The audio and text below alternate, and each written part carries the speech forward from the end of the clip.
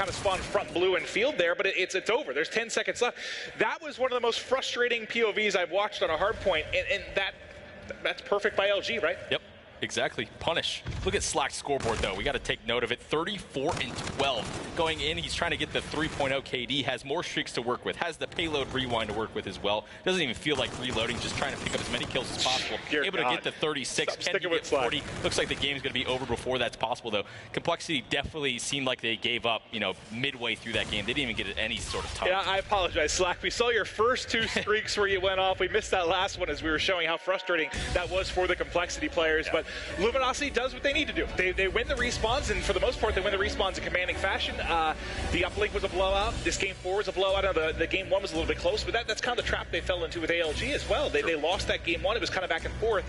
A bit of what you saw here, but God, Slack, 36 and 13 with 1:11. He had 2 or 3 streaks that I think approached double digits. He was a monster. And, Swirly, you can't really pick on him. The entire team struggled. You saw they were losing that spawn battle the entire time. I mean, I actually, usually we like to show the guys that are going off, but it was kind of fun to show what it looks like to go against that and see how frustrating it can be when you spent a full minute running, basically, is what that was. It's a learning experience, though, too. How many times did we watch him spawn up? Was it 3 or 4 times he spawned up? I think a solid 4 times where we saw him hike across, die, hike across, die. So instead of doing that over and over again, take your time, go middle, go all the way around with your teammates rather than just trying to face smash into an unfavorable situation over towards blue. You're just going to die over and over again, especially against a team like LG. You saw it right there. Take the time, go around. The one time he got in a decent position, and 2 of his teammates dropped at the same time. She's like, all right, well, now this whole hike is for naught. Yeah. But, hey, it's been fun, guys, for me and Teep. Luminosity takes it. But to break it down, we will toss it down to the guys on analysis. Thank you very much, gents. A wonderful performance from Luminosity to close that out. Of course, we did a little bit of analysis on this series already, of course, just before that final map. But in terms of that last hard point, Luminosity looking a lot better than Merc. Yeah, I mean, that's sort of what we expect from this Luminosity team. I mean, they dropped that Search and Destroy, but in terms of respawns, they looked really good this series. That map 1, similar to their first series of the day, was pretty close, but that map 4, they just did a really good job of putting that pressure on Complexity, and Complexity just wasn't able to respond back. Yeah, I mean, there's really not much to analyze other than what we said. Luminosity, stronger slaying team. Anytime Slack goes 36 and 13, that's not going to hurt anything. So, I mean, there was never a moment really where you didn't think Luminosity was just going to come out on top. Of course, bigger picture now. Luminosity find themselves 1-on-1 in the group. Are you feeling comfortable that they come out of this one and go to Champs Wiz? I mean, you're shaking your head saying no. You're kind of bobbing back and forth. It's definitely not comfortable, as Chance talked about before. There's a lot of good teams coming out of the open bracket. And even the past few years, we've seen a lot of teams come into the pools and win 4-0 or 3-1. So there's definitely, they can't be comfortable right now. Well, the stacked talent, as you mentioned, yes. Bracket, but I feel if Slack can keep playing the way he is, potentially their chances are going to be improved, because you kind of brought it up yourself. Slack playing very, very well so far. We have a wonderful replay package just highlighting some of his key moments throughout that series. I mean, I feel like when he's on form, he can really carry this team to victory. Yeah, and this is what we talked about. I mean, Slack was really that consistent slayer all year last year. And he has such high individual skill and always seems to be in the right positions. And he just does stuff like this. It's just ridiculous. The only times I've seen Slack not have a really good game, he goes about break even, and then the rest of his team is completely shredding, and it's one of those things, there's just not enough kills on the map. So even when he does average, that means his team is winning by a lot. So definitely one of the guys that's very good at his job. Definitely a pretty good feeling when that's the case, but we're halfway through the day here at MLG Las Vegas Open. So let's update you with our pools. Look at Pool A, we'll show you Team Envious 1-0. Ghost Crew sit at 1-1. FaZe Clan 0-1. Of course, our open bracket team yet to be decided. Pool B, Riser 1-0 with Optic Gaming 1-0. It's TR 0-2. Pool C, you got TK 1-0. You got Cloud9 0-1. Pool D, Allegiance 1-0. Luminosity 1-1, and of course Complexity 0-1. Anything jump out to you, Chance? Well, the thing that obviously jumps out the most is the Gosu crew being able to take down FaZe Clan. It also is worth mentioning for Pool C, Echo Fox is in Game 5 right now against C9. So that's going to be an interesting one. Again, Echo Fox, if they're able to take that one, then that puts C9 at the bottom already. Yeah. How much of an upset is that FaZe game to you, Muck? I mean, this is a team that obviously just won over at PSX. Now they find themselves losing to a team who, I mean, I feel like we should be honest here, they shouldn't be. No, I mean, Ghost Crew put a lot of time into this game early on. I think, like, on the CWL ladder, they had, like, 60 matches in. So they definitely have put the work in. But, yeah, FaZe, I mean, they just won a tournament a few weeks ago, and now they're 0-1, and they have a really tough matchup. And Envy actually handled Ghost Crew pretty well. So there's a lot of discussion about Envy. If their practice apathy, obviously, you know, life comes first, you know? Yes. And now his wife comes first. But, yes, absolutely. So there's a lot of sort of, you know, things going on about Envy, but Envy, they're world champions for a reason. These guys know how to play, and when you're winning, you're confident in one another, and that's really important. Very true. Well, that's going to be everything from ourselves for now. Of course, coming up next, though, it's MLG Primetime after this quick commercial break.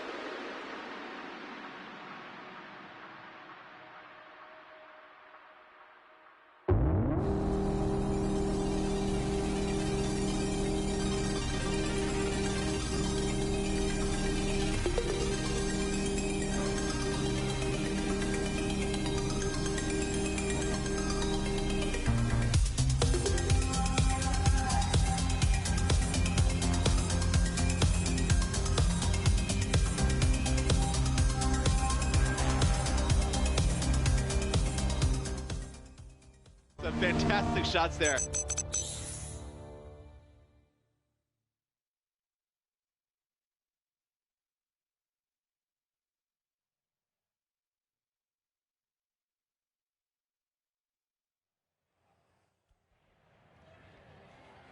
Ladies and gentlemen, welcome to MLG Prime Time. We've got Benson, joined by the wonderful Merc, and of course the amazing TP for our analysis desk of this Prime Time. Our first matchup this evening on Prime Time is going to be a good one. Envious versus FaZe. We have our world champs playing this evening. I'm excited to watch these guys play. A very, very dominant force, I think it's fair to say, but do you think that dominance is going to carry through this year? I mean, they're under practice, definitely. I mean, obviously, congrats to Apathy. He just got married. But, you know, it's like the married crew.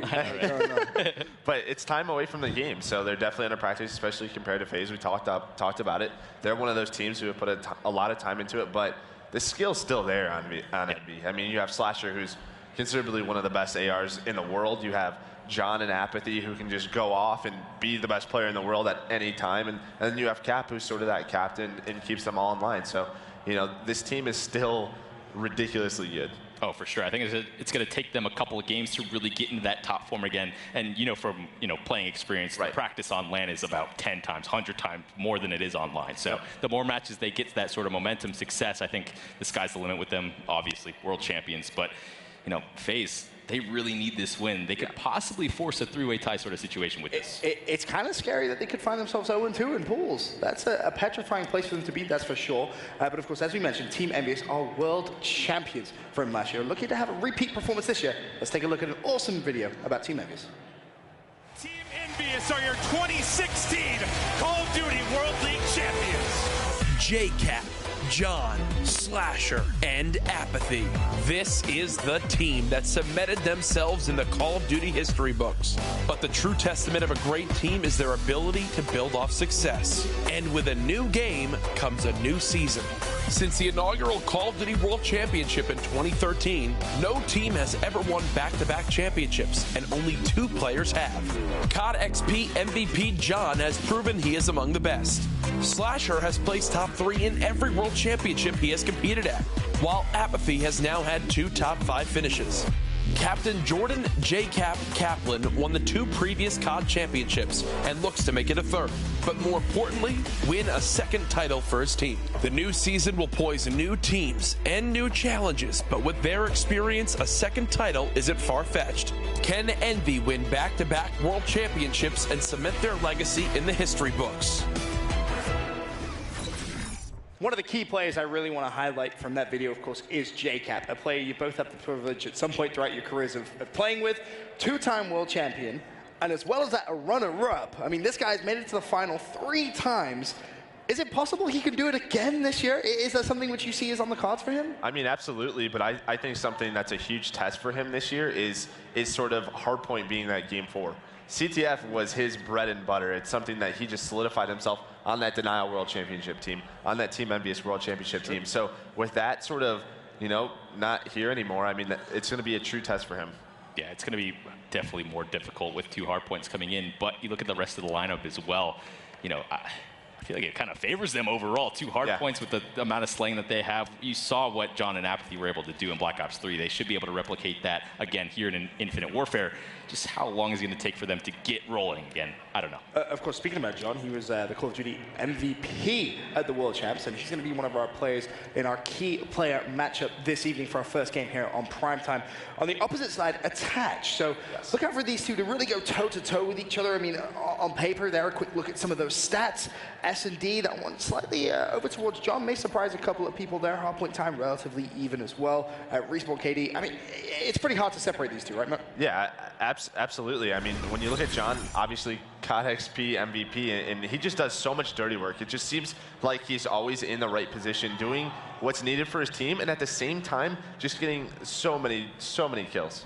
Right place, right time, all the time we switch on to him. He's always getting those slaying numbers, but in the hard point. Very difficult to do, and now he has another hard point game type to work with throughout a series. So moving over to Attach, sort of his adversary in this series, or should be anyway, is he going to be able to match up? FaZe looked very, very strong at PSX. Some things switched with the game, though, slowed it down a bit, and I feel like Zoom and Attach are very I guess, better at that faster style of play. It's going to take them a little while to transition, and it obviously showed when they played Gosu Crew. That's not a match that they should be losing realistically. Right. Yeah, and I mean, Attach was arguably probably the MVP for FaZe at PSX. I mean, he was playing extremely well. I think he's really comfortable in this team. But this really reminds me of the beginning of last year. I mean, Attach was ridiculous at the beginning of Black Ops 3. He had a lot of standout plays. So, you know, he just seems to be really good at sort of adjusting to these new games. It's really just going to be, I think it'll help him, these new updates, because he's sort of that slower objective guy. He sort of backs up Tommy or Zuma. So we'll see how it plays out. I feel like it's an interesting dynamic going into this one. To your point, TP, you know, you look at the fact that it's 2 hard points now. And at the very beginning of this game, you would have looked at FaZe and said, all right, AW FaZe, they're going to be back. They're going to be killing it in hardpoint. Game slows down a little bit now, so you think, okay. But then on the flip side, for Envy, there's no CTF. So it's like, okay, how is this one truly going to go? I feel like these hardpoints are maybe closer than they should be. What are you expecting to see in obviously game 1 and 4? I mean, I think it's going to be a lot of back and forth action. It's going to be who gets those rotation kills. I mean, a team can rotate, and it's something that we talked about. They can win that rotation. But really, that first set of kills, we've seen it in so many matches already today. You have to get that first set of kills, make those guys spawn out, sort of make them staggered, make them have to wait for one another, because a lot of those teams don't have that discipline yet. Definitely agree with you on that one. And then pointing towards FaZe, you know, Zuma had an interview earlier where he said their Search and Destroy was their weak point. They're not very confident in it right now for whatever reason. And that was sort of something similar we saw last year as well. From tournament to tournament, Respawn would be good, S&D would be bad. We go to the next event, S&D good, Respawn bad. So they need to find some sort of middle ground here where they're feeling confident on an entire best-of-5 series, or else they're going to have these things happen where they just are losing these situations that they really shouldn't. With the talent that these guys have, you got to put it together, man. How difficult is that as a player, though? When you recognize you have a weakness, right? You go to an event, you're like, all right, we just straight suck. We suck to Search and Destroy. Then you go to the next event, and you're like, hey, you know, kind of suck to hardpoint. How do you find the right balance, TP? What is it that you can do as a player inside a team? I mean, you got to split time, but I feel like it's more just a mental issue with these guys, to be honest. You can't just be switching up on a whim what your strategy at an overall level is going to be, and I feel like it really comes down to a confidence issue. There's times where I feel like they're just not playing in coordination as much as they want to be. Just, I don't know, little things. And that just comes down to sort of winning, right? Because when you're winning, you're confident. When somebody tells you to do something, you're going to do it, because like this worked last time. So that just comes down. That's why this Envy team is going to be in such a sort of good spot, because they trust one another. I'm excited to get this one underway. Of course, Team Envious versus FaZe, the next game up on the main stage. Claystar play we haven't really touched on quite yet from FaZe. Obviously, played pretty well at PSX. I think it's fair to say when FaZe won that championship. How strong are you looking for him to start right here? Obviously, down 0-1 is a difficult place to be in your pool. You're going up against Team Envious. 0-2 is drastic. You can't let that happen, right, Mark? Yeah, and I mean, Clay's just that guy who loves playing on the big stage, loves playing in big matches. I expect him to play extremely well, try to get these guys fired up. I mean, this is a completely different team when they're all fired up, and that's Clay's job to get them to it's level. Yeah, completely agree. They need to come out in this first hardpoint and get the energy from somewhere. They just need it. As soon as this team gets loud, an entirely different game. And it's largely on the back of Clay that gets that going. Single-handedly keeping them in a map, whether it be as a hardpoint or Search and Destroy, it needs to start with him. Now, in terms of predictions for this series, it's pretty tough, right? Because we've seen FaZe play at LAN so far this year. We haven't seen Team Envious play. But before we get to that, do you think maybe not seeing Envy and Envy not being at PSX is almost an advantage coming into this potentially, do you think, Mark? I mean, I don't necessarily know if it's an advantage, because it's extra practice in a tournament environment on this new game. But, I mean, there's a lot of gameplay to go and look back at and say, well, this worked for teams, this didn't. What can we do? Because we'll probably be better than them at that. So it's just something that hopefully they studied that tournament and figured it out. Very interesting dynamic. Of course, another player we haven't really talked on too much so far is Enable. Enable coming in this year. I feel like he's feeling confident, although, again, he's in a strange position. I'm sure if you asked any of these guys last night, hey, you know, how's tomorrow going to go? They would have thought, oh, we'll be going into this Team Envious matchup 1-0, you know. We're going to have the world on our shoulders. We're PSX champs. But it's very, very different. How much pressure, for example, is on their shoulders right now, Team? I think they don't really take PSX as an actual, you know, overall LAN victory. Were all the teams there? I don't know. I don't know if they really got the confidence that they needed from that event overall. They need a big win. They need a big win over a big opponent in an environment like this, and I feel like this is the stage to do it against the world champions, the reigning world champions. They need some sort of momentum. Yeah, and you talked about sort of confidence and sort of that big win, and you know, this FaZe team, they stuck together throughout last year. Yep. You know, they didn't have horrible placings, but they weren't winning. And I really feel like if they don't place extremely well or do really well against good teams here, there could be a roster change sooner or later, because things do have to change. How much time do you give it? Right. Yeah. Because That's you the have to think question. you went from being very, very dominant in Advanced Warfare. I mean, at the tail end of AW, this was a team who was just on top form. So as you said, last year, not necessarily always playing bad, but it was an inconsistent year for them. It was definitely by no means the same year they had in Advanced Warfare. And then to stick that through, and then you come into this year, you need good performances. You really, really do. But now, of course, looking at the rig draft between Team Envious and FaZe, Envy's going to be on the left-hand side, the blue squad, and FaZe, of course, the red squad on the right-hand side. Haven't seen too many crazy things today. I think the craziest thing you can say so far is maybe the FTL. Yeah, and I mean, there's sort of that, do we use Overdrive or that Centurion? That's sort of been the big back and forth one in respawns, but you know, obviously Clayster going with that Centurion. I mean, I'm sure he loves to put it in a bunch of different positions. What's your pick, Joe? Overdrive or Centurion? I think in hardpoint I would like that Centurion. I just think you can put it in a hill if you're able to rotate early, but Overdrive, I mean, this is what we talked about with those new spawns. You can I'd take Overdrive all day. That's you. Fair enough, fair enough. That's going to do it for our analysis desk before this first matchup on Primetime. For now, we can send it over to our casters for the matchup. Thank you, gentlemen. I'm ready. It is time for prime time, and it is Envy going up against FaZe. This pool has become interesting, Jack. You know, I said when we had our roundtable, I thought that Envy would lose to Gosu Crew. You guys said I was crazy. It wasn't Envy that was losing. It's FaZe that ends up dropping. Which doesn't really make much sense, but we got a nice crowd here at MLG Vegas, the Open presented by PS4. This Group A matchup, Envy looking to sit atop the group at the end of day one, and they can do it with a victory against FaZe here. Could we see FaZe potentially be 0-2 in pool play? We'll have to see how it all plays out right now. FaZe come out to an early lead. Yeah, Tatch is starting out very nicely here. 3-0 streak, should make it 4. He's able to win one more gunfight. See if he can keep this going. Already 300 off the Trinity, and FaZe opening up a nice lead. But, you know, it's interesting. We're really high on FaZe, obviously, right? They looked really good at PSX, and scrims, they looked really dominant. But with the changes here that we've had to Hardpoint and some changes in Uplink, it's been a little bit of a reset, I think, for some teams, Jack. And maybe that's why they haven't been as dominant as we maybe expected they would be. I got to speak to Zuma in that interview prior to this series starting up, and he basically said every team is feeling a little bit under practice to what they would like because of all the game changes that have come in. Obviously, some were expected, some might have caught some of these players off guard, and they've had to adapt. So far, we've seen some players who maybe they're not doing well on a map, so they swap to another weapon, then they swap to a third weapon to try to see what they can make work. K-Bar, though, the main gun of choice. You're seeing that right now from Enable, as he's currently 5-1 on a 4 streak. He's the guy that really has struggled so far today in Search and Destroy for FaZe, as they went 0-2 in their first series. In my opinion, this is a must-win game 1. Yeah, that sounds a little bit like what we've seen from Luminosity, too. I think they're 0-3 in Search and Destroy so far this weekend, but they've only dropped 1 respawn. Yeah. So they're looking really good from that standpoint, and that's a reason that I had FaZe. I was so high on FaZe in Luminosity, though, has been their strong respawn.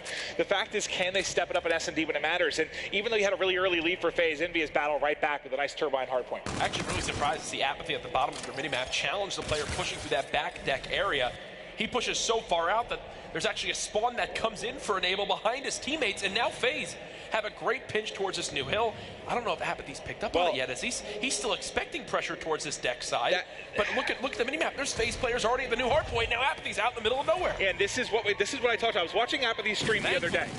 Thankfully, they got the spawn. I was watching Apathy's stream the other day, and you know, he was married recently, had his honeymoon, hasn't been able to grind as much. And there were a couple times where I saw him get a little bit lost in hardpoint, and I thought to myself, maybe it's just because he hasn't played as much.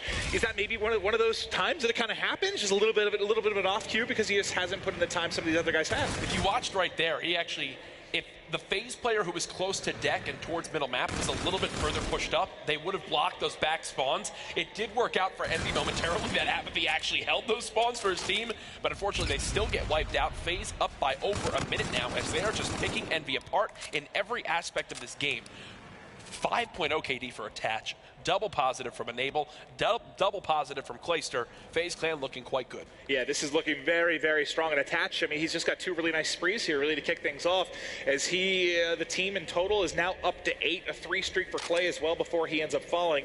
I want to stick with him because he's on 4 streaks, so we'll see the long rotation out. We'll take a look at the minimap here. He's going to be the last person to rotate over. You see set up a drill is going to be Envy. Let's see how Attach likes to attack this. Usually we go to the rotation in front. all the way around. So now let's see from his POV. Let's see what the flank looks like. They're hitting the pin pinch from every single angle. 2 players about to push from drill. You've got 1 player hitting middle map. Here comes the pressure from Attach down from the backside. Not expecting this at all, because why would you? The guy just looped around the entire map to get to this position. 2 kills for Attach, earning himself some streaks. Almost gets the 3rd. But a 12-3 start. Clayster can't win the one-on-one, so it's a failed break from FaZe Clan. Yeah, I saw that. I mean, they didn't end up winning it, but I saw it a couple times during the Cloud9 match where that last person to rotate out, it was Lacefield a couple of times where he would rotate out, he'd be the last man in, but it's almost like they weren't expecting the timing of it for him to get there if you hit the long flank, where he's able to pick up 2 or 3 kills and almost come up clutch. But even with that, FaZe not able to get the break yet. This is, it was the Turbine where they did really well. Now Drill, this is the second really big hold from Envy. Most of their times come from 2 hard points, Jack. Yeah, and Envy are still in this game. Don't count them out yet. This is just the first rotation. Looking at your scoreboard, though, the biggest thing to point out, I mean, just look at where the Envy players, all in double digits in deaths, all in single digits in kills. They just need to begin to get the kills on rotation. 1 60-second hold, and this game is tied right now, but they just haven't stopped Attach. It's been, what, a 5 streak, a 7 streak, another 5 streaks so far in this game that's gotten him to the point he's at. The man is just lights out, finally gets cut down, but already the damage is done. FaZe's lead up to just shy of 80 seconds. And this is what's so interesting. This is why this is kind of why I thought that Envy may struggle against Ghost Crew, and I thought FaZe was going to cruise in this group. Right now they're having their way with Envy, but like you said, you've seen a couple of things. And, you know, I'm sorry for those of you at home that want to see Envy. I know I haven't spent a lot of time on with the players, but just look across the KDs right now. I mean, everybody negative 4 to -7. No one's really getting a whole lot done. I know slang's not the whole picture, but when your entire squad's negative like that, Jack, it's not easy. Yeah, and FaZe in their first series, they lose the second hard point, which I think Zuma was really shocked by. They were expecting to sweep both hard points. You take that other respawn, boom, they're set. And that's what made FaZe so successful back in Advanced Warfare. This is a start you needed from FaZe Clan. A 1.13 respawn KD so far for Clayster. He's building on that more now, currently at a 1.6. I mean, Envy can get these 35 seconds and still be down by about a minute. Well, think about PSX. They dropped, what, 1 hardpoint the entire time? It was the Orbit in the final? Yeah. I think they won every single one. I mean, they were touted to be the best hardpoint team, the most practiced team going in, and you saw that at PSX. The question is, with the changes here, can they adapt quickly? And this series certainly getting it done. Here comes one final pressure from FaZe, and it's going to be a 2v1 inside this Turbine area. Attach tries to challenge Slasher, who's got himself some nice cover. Slasher does win it, and FaZe will spawn all the way out towards this back deck area. You see on your minimap, FaZe in a terrible position for this new hangar hardpoint. This is where Envy can begin to mount the comeback. Apathy has one job, and it's to stay alive. Yeah, now he'll in a little bit better position here to deal with him trying to flood through, but he does end up dropping as he got pushed by 2 players. Just too much to deal with. But you still have Envy inside the hardpoint, but now the pinch is going to come in. JCap going to have to go huge. Able to find one before dropping. Is there anyone there to trade it out? Below is Slasher. He's going to drop, and Envy gets a clean break very, very quickly. And Envy now need to begin to slow down. You can see the player who I believe, just sat outside the front door. Instead of challenging, decides to wrap towards this middle tunnel area. They'll hit out the back rock. There is now pitch coming in from Clayster. Heads up play from him, but Envy smell it on out, and now they'll push on in. This should be a clean break for Envy as they've got a 4v2 number advantage in the hard point. Yeah, it's kind of a risky play by Clay, but if it works, he ends up behind 2 players, right? He might get an easy 2-piece, and that basically shuts down what would have been a final push from Envy, but the fact they sniff it out gives them a chance here. They're still staying alive, trailing by 70 points. What does Envy need to do differently for you here, Jack, to get back in this? It stays as one thing and one thing only. They just need one solid hard point. Force phases spawns out, win the kills on rotation. For example, right now, they get one from Slasher, Enable's still there. Now JCap wins it, now they need to hold. Now they need to stop the bleeding, win these next few engagements, force FaZe to have to go for some crazy pinch play. Envy can tie this game up right now with a perfect hold, and this is a setup that they've been waiting for. This has all the signs of it being a strong hold for Envy on this hard. And this is a hard, but you can do that, especially when you keep spawning them back at Turbine over and over and over again. But flying in, Zuma and Clayster, you're able to get a break. Apathy going to have to try and trade some kills here. He does pick up one in the back, shuts down observation deck, rewinds out, wins the second. 6 stuff there from Apathy, and they're climbing back. And this one, Jack, we got ourselves a 30-point game, buddy. Don't count out the world champions in Envy. They're beginning to claw back. Apathy somehow still alive. He's still on a 3 streak. Challenge comes in, not going to work today. Is there more for him? Apathy feasting right now on a 4 streak, nearly makes it 5. But either way, the damage is done. I said they just needed one solid hold. One time where they get the kills on rotation. It finally happens. Envy hold, and we've got ourselves a 10-second game. Well, let's get to the new hard point. Back the bridge. Who's going to be set up first here? It looks like it's going to be Zuma inside. He's got Enable to work with, but 2 players players there. Inside Lab starting to poke out. He's playing the close corner, trying to trade it out, but maybe a little bit too aggressive. Should have hit. That's 4 down. That's going to be a hard point control and break here from Envy. Awkward spot that Apathy's playing it for a second. Yeah, he's going to go ahead and change this one up behind 2 players. How is he alive? How is he alive? One finally attached, takes matters into his own hands and shuts him down, but still such even trading now. What was such a slaying advantage for FaZe is slowly dialing back. It was about 20 kills earlier on in the game. Now it's down to, well, maybe about 10 in this, as this is the closest it's been, and Envy have a chance to now take the lead on this hard point. Slasher finds a couple, finds a third, fully streaked this Slasher with camo to go, and maybe we got ourselves a lead change coming in. Envy going to tack on 10 final seconds here as FaZe is collapsing. And look at this, Slasher showing why he's always been an X factor on this team. He was 14 and 22 on an 8 streak, finally gets cut down. They have camo to retake with, but folks, a 90-second lead for FaZe is now gone. They do get the break they need. And look at the spawns, too. They're going to get a ton of time here. But here's the thing. They have Slasher's camo to use. They also have his streak. So streak should start it. This will let Envy push up the map. They just need to force the spawns out once. Slasher can't die here, though. They need his active camo to break this hard point. He's going to go ahead and push up. There's 4 break. Dead. 4 break. Beautifully done by the boys of Envious. Now they'll use those streaks to punish. This one should be done unless there's a major blunder by Envy. Slasher should be able to win it here. Scorcher's coming across the top, able to take out Attach. He has a Trinity Rock to work with as well. Backing up players. Can he connect on anything? Just getting a little bit of scouting information for his squad. They still need 5 more points, but look at the trek across the map. What a comeback from Envy. End the game on a combined 9 streak. And there they are. FaZe Clan drop another hard point. They're now 1 and 2 in the game mode. It's their statistically worst right there, up with S&D. Slasher went 13 and 1 in his final life. In his final 2 lives, sorry, to wind up carrying his team to victory in the end. Envy get it done. It was not easy, but FaZe have to be kicking themselves now. 1 player positive on the side of Envy. 1. And that's what you said. Like, yeah, they were getting outslayed, but they just need a stretch of, like, well, 1 really, really solid hard point. They got that. And like you said, I got a little bit nervous. We saw Envy spawn out there. We're going to have to break, but that was flawless there. The bombardment gets 2. Slasher wins the gunfight with 1. All of a sudden, all 4 down, they get the break. Textbook stuff from Envy. Incredible stuff, and what a way to set the tone for this series. We knew it was going to be close, folks, but 15 seconds at a hard point where FaZe had, almost a 100-second lead? 100 seconds for, I'd say, between 60 and 100 for, 8 out of 10 minutes in the game?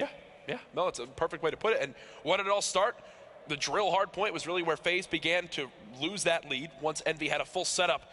We've been talking a lot about statistics, talking about individual players. One great thing we have this weekend for the first time ever, unveiling MLG.TV/Call of Duty, the EVE program, the enhanced viewing experience where you can watch individual player perspectives. Which I believe just went live last series. Yes, people have been talking about that one. Still in beta, so a lot of updates coming in, new stuff every time I've seen it. See full stat breakdowns as they come in after the matches are done.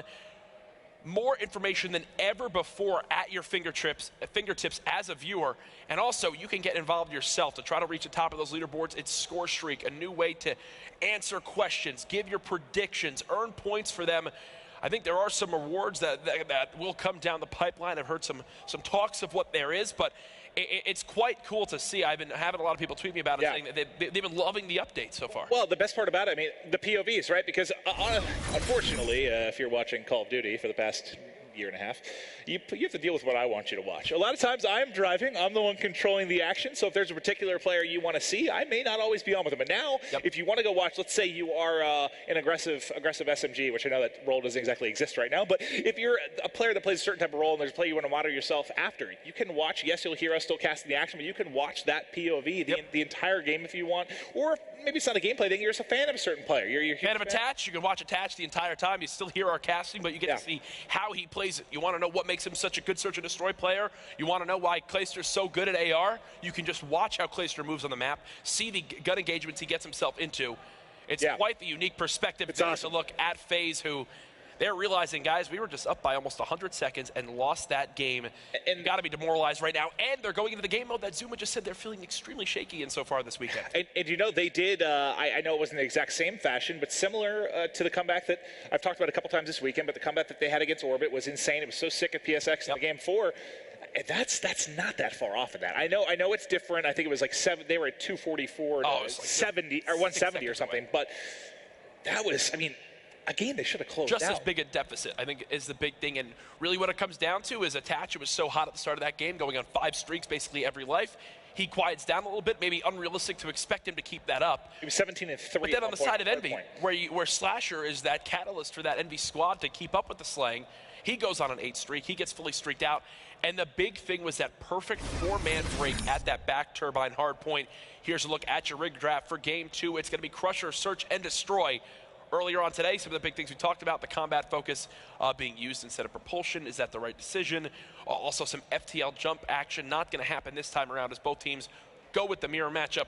As we continue to load on in, love how fast this rig draft goes on through. Let's talk a little about the tweak to propulsion, because I know you're a big propulsion user when you play Search and Destroy. I never am, because my movement's horrendous. It doesn't help me at all. How did it change, with the recent update? It's still very good. There's no way to get around that. It's still one thing that will forever be popular, just like Afterburner in Black Ops 3, as I do believe we'll have to get a quick reset on this lobby before we get into the Crusher Search and Destroy action. But that's the big thing for me, right? Is it's still very good. Gives you the advantage sometimes on those higher sight lines, and can also reward players with very, very strong movement, utilizing that slow wall run, getting that burner back faster, keeps you in the air longer and longer. Well, let's talk a little bit about this particular map. I heard you talking about Crusher S&D. Yeah, it is a map, you mentioned where your nades are very, very important. We haven't seen a lot of action towards A today, at least in the matches I've casted. It's been very, very B dominant. It's been the tale of 2 stories. It's been A rounds that are very fast, where both teams just hit it, and one team nades wins everywhere, fast. something explodes. Jammers going in, people just dying instantly, and then boom, the round is over before the 15 seconds even happens. On the other side of things, though, there's those B plays where you'll have a team set up near A on defense, then they'll realize, oh, we've got to rotate towards B. The other usually have one man at B, typically, right? Yep. One man in the back rock. Well, sometimes some teams don't even have a player at B. They have a middle map to rotate over to the back rock at B. And that all comes down to being able to call the shots. Crusher is a very mind game intensive map. Allegiance, I got to commend them because they played it so well earlier, knowing how to bait LG into pushing into the setup that they wanted. And it's really how Allegiance won this map. I want to see how well practiced these two teams are in FaZe and Envy at having those mind games. What certain strategies are they going to bring out that other teams really aren't expecting? Well, this thinking back to PSX, remember this was the close game with Orbit they had where Attach, I believe, had the sick 1v2 that sort of brought them back into things. They've had some nice wins here for sure. S&Ds, I guess the hardest for us as casters to actually watch scrims because you never really see them do it unless you're catching them in a 2K in a particular S&D. You don't get that real game time atmosphere unless we're on land a lot of the time. So have you had a chance to actually see much in the S&D? Because I personally haven't. I haven't seen too much, but then again, it's also envious. Like you expect them to be ready for it. That's the big thing, right? Is they didn't have a full team for a week and a half for a time. Yeah. And S&D, of the 3 game modes, I would say changed the least. Other than some bomb sites moving, it wasn't as drastic of a change as Hardpoint. Obviously, Uplink saw some changes as well. One player who I know has been putting in a lot of time has been John, the COD Champs MVP, looking to hopefully help lead this Envy team. I was joking with JCap prior to this. I said, Cap, predictions for this series, where do you think this one goes? And he instantly says, no comment. He didn't want to get involved. He didn't want the bad juju, as these players say. That's their number one thing to bring up. I've heard it 30 times so far this weekend. Yeah, that's Enable. He's playing the series right now. He's got some bad juju. We're in a fantasy league together. I lost Keenan Allen in week 1, and he was talking trash about it. He had Julio Jones. I was like, you're going to lose Julio down the stretch.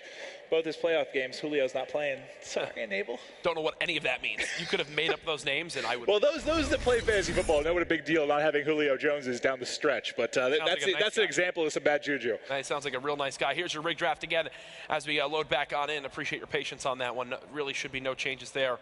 As we'll get ready for this game 2, do we see a sniper? That is my question. I love seeing Formal bring it out earlier on. I think the way he played it on Scorch, Search and Destroy, watching that B site, was a great way to counteract that easy plant. This map, a little bit different. I wouldn't really want my one guy at B defending it to have a sniper. Maybe you have one guy at B with an AR and then another guy at middle map watching that mid lane. But Envy and crew ready to go. They're up 1-0 in this series after quite the drastic comeback. FaZe left. Find themselves at a deficit here. And I believe they only have 1 lethal. So, yeah, I would have thought immediately that they're going to be thinking about going towards B. The only lethal I think I saw for Envy was on Apathy. John with the first blood snipe onto Attach, and FaZe are actually reading this quite well, sending multiple players towards his B site. But with already 2 kills in favor of Envy. They're going to be aggressive, challenge this one right on out, and look to get this objective planted right away. Well, Enable needs to hurry. He needs to get on his horse. Well, it's too late, because now he's in a 1v4. They kept pushing forward. He couldn't catch up on the flank. He should be pinched in just a second here. You saw one hitting the wall run, and that's it. 4 up, 4 down. Envy able to take that. It all started off with John. You mentioned the sniper. I'll try and get on with him at the opening of the next round. So right now, Enable and Attach are combined for about a .43 S&D KD. That I'm looking at so far this weekend. Enable at a .25 himself, which is not a lot of fun. Yes, he's more of the objective planter for this team, but overall, you need more for him. I can promise you that. And I think now we're going to be watching well, let's see on the side of Envy, because I want to see what he does with the sniper. 2 rounds in a row, he brings it out, and 2 rounds in a row, he gets the first blood. Enable's head just obliterated there. But on the other end of things, Clayster, I think, it hits a counter snipe then, as he's able to pick one up. So it actually ends up being advantage. Did he snipe John right after John hit the snipe? Yes. They traded it right away, and then I think Attach got to kill himself to put the number advantage towards FaZe. They will go ahead, choose a site, and get that objective down. It's going to be up to Envy to retake the site at a number disadvantage. Well, oh, God, you got perfect timing almost for Slasher, but he couldn't finish the kill as he drops. It's now Captain Clutch. We'll see if JCap can make a play. Well, the timing there, sorry, Cap. Didn't give himself a chance there as he was picking up a gun. But you know what these stats remind me of a lot? Okay, so they were a little bit more skewed towards respawn for Luminosity, but they had everyone was between like a 1.1 and a 1.2 in respawn, but 2 of their guys, it was Classic and Classic can't remember the second one, but like a 0.5 in S&D. And that's where they're 0-3 in search. There's 2 guys that aren't carrying the load. And when you see it here, talk about that 0.62 and 0.25, you can't win with that. No. Absolutely cannot there. You saw Real Dread with the tweet. Thanks for using that. Hashtag MLG Vegas says, competitive S&D is such a joy to watch. It really is. I learned so much. Doesn't mean I actually apply it to my gameplay because I'm still bad. And there, JCap actually kills his teammate. Clay wins it. Clay again with the snipe. Not afraid at all at whoever's sniping from Envy. I think Envy is forgetting that they're facing FaZe Clan. This has been sick thus far. I love that. How it stresses me out when you see that light from the scope as you jump up there and watching them both go at it. But what I tell you, just getting the edge. I called it as this game started, right? You keep a sniper in mid lane, and as long as you still have a person with an AR at B, they can either come help your sniper in middle if they're getting a rush right down mid and can help trade a kill or give you that first blood. Or you just let that sniper command middle map control, and it looks like right now FaZe have actually scared off Envy for the moment. Well, they're going to hit, but they're going to be able to put some pressure in through you. I thought Enable, well, he's an MV4, so pushing in through you is not going to be the easiest thing for him. He's actually, look at how far away he is from his team. He's going to have bomb. He's not in a great spot. Do you like this corner he's playing? Yeah, but I mean, if he were to drop bomb here, well, now they're starting to spread out. Oh, gosh. Okay. So how about these POV look like? Okay. Let's see how this one plays on out. They're essentially holding hands right here. You can see the X-ray just a little bit to the left. I think they're whispering to each other right now as they're trying to make a play happen. Oh my God, Enable still didn't see him, and they're going to walk right past each other. Oh my God, they do end up going past, so that's going to be interesting for the communication side of things, because Apathy obviously not able to call that out, but he is able to trade it out immediately. Now it's going to be on Clayster in a 1 versus 2. He drops 2-2. Envy FaZe is everything we wanted. That's the part of Codcaster that is like always so tough. You're seeing it develop right in front of you. Both players just don't even check that corner. Thankfully, there was a trade immediately for that sneaky play Enable had, so doesn't do too much to the setup that Envy were developing. But either way, we got ourselves a tied game, 2-2, as we'll go ahead and refocus back on offense over to John and crew, as it looks like John again, and we're going to have another battle. Middle map predictions here. Everybody in the chat, type who you think is going to win this 1v1 sniper battle. And let's see how Clay attacks this. He's out in the open. Clay's going to peek the corner. Did he see the edge? He might be peeking out. He might be showing a little bit here. He saw Clay on the backside. Let's check Clay's POV. Where's he rotated to? I think he's going to call it a streak. Yeah, so he's going to go ahead, bring in the Scarab, rotate it right towards his B-bomb, and he's going to fight with it right away. But no, it doesn't actually get the kill. So the streak, yes, it gives him information, which does prompt the rotation from FaZe, but the objective should be planted here momentarily unless the nade scared him off. Well, I think the nade scared him off. Let's check John in the back here, they did. too. So, yeah, so far they haven't worked the plant, just maybe trying to find an opening kill here, but it's going to be Enable that gets it. Now things going to become very tricky. It's John worried about the back, but it's all on the front that matters. Placer not getting pushed, can't hit the snipe. It's going to be a 2 versus 1. It's all on John. Let's go to his POV. He gets bored, able to find one with a pistol. Now one more to deal with. It's a sniper on sniper action. He does find the OSA. One challenging from behind, 25 seconds on the clock. And the sniper duel that opened things up may be the sniper duel that closes it down here in round 5. John trying to get away. I think Clay was pushing. He just spotted him. Happen as of yet. Where did he go, Clay? Left. Where did he go? This should be an easy game, to be quite honest with you. He should have it. Clay will go ahead, push on from here. Oh, no. He missed the shot. He gets gunned. I need life alert. Oh. What did he? Oh, he saw just a bit of him as he came through. Oh, no. Clay, he thought he had a free kill. He's like, oh, this is easy cookins. Why does Clay sound like that? I don't know what accent that was. I sounded like a elf or something. God, you need sleep, man. Let's just move on. Thankfully, you have off for the last match. That's going to save us all. It's true. A rough round for Clay right there, putting Envy up 3-2. As he'll still challenge towards middle map. The sniper's been working for him. It's just an awkward scenario there as John correctly predicts him to push through middle U and plants it in a way that he can still see the pressure coming in. Clay gets first blooded there. Apathy not afraid. As they do trade out kills middle map. FaZe, though, with 4 kills in rapid succession. I couldn't even switch to their players fast enough as they were just dropping like dominoes. Dominoes. Yeah, it made you want pizza, didn't it? It really did. As, they're I could eat. I could eat right now. Zuma with the OSA, 2 quick kills, 4 bullets in that range. Unmatched in the kill time right there. Such a strong weapon. This is staying close. If you're just tuning in, map 1, 250 to 235 in favor of Envy as they come back. 90 seconds to win that game. Now in game 2, it's 3-3 on Crusher Search and Destroy as we're on board with the team on the offensive side trying to see where exactly they get this objective plan. Well, they're trying to push, and Apathy is able to open things up. It gets traded out almost immediately, and all of a sudden you actually have advantage here for the side of FaZe, and that is another quick one. As FaZe mows them down, I saw there was one payload used in the back. I didn't see what they... Okay, rewind. There you go. We get to see it in the kill cam. So Attach rewinds, plays his life, baits and switches, which that's my favorite part of Rewind. It's the ultimate tool to rush down a wall run. You have a teammate behind you. You wind up rewinding back out. Your teammate cleans up the kill because it baits your opponent into thinking he's basically safe. Now Envy dropping a couple rounds in a row, and finally FaZe find themselves at an advantage in this game.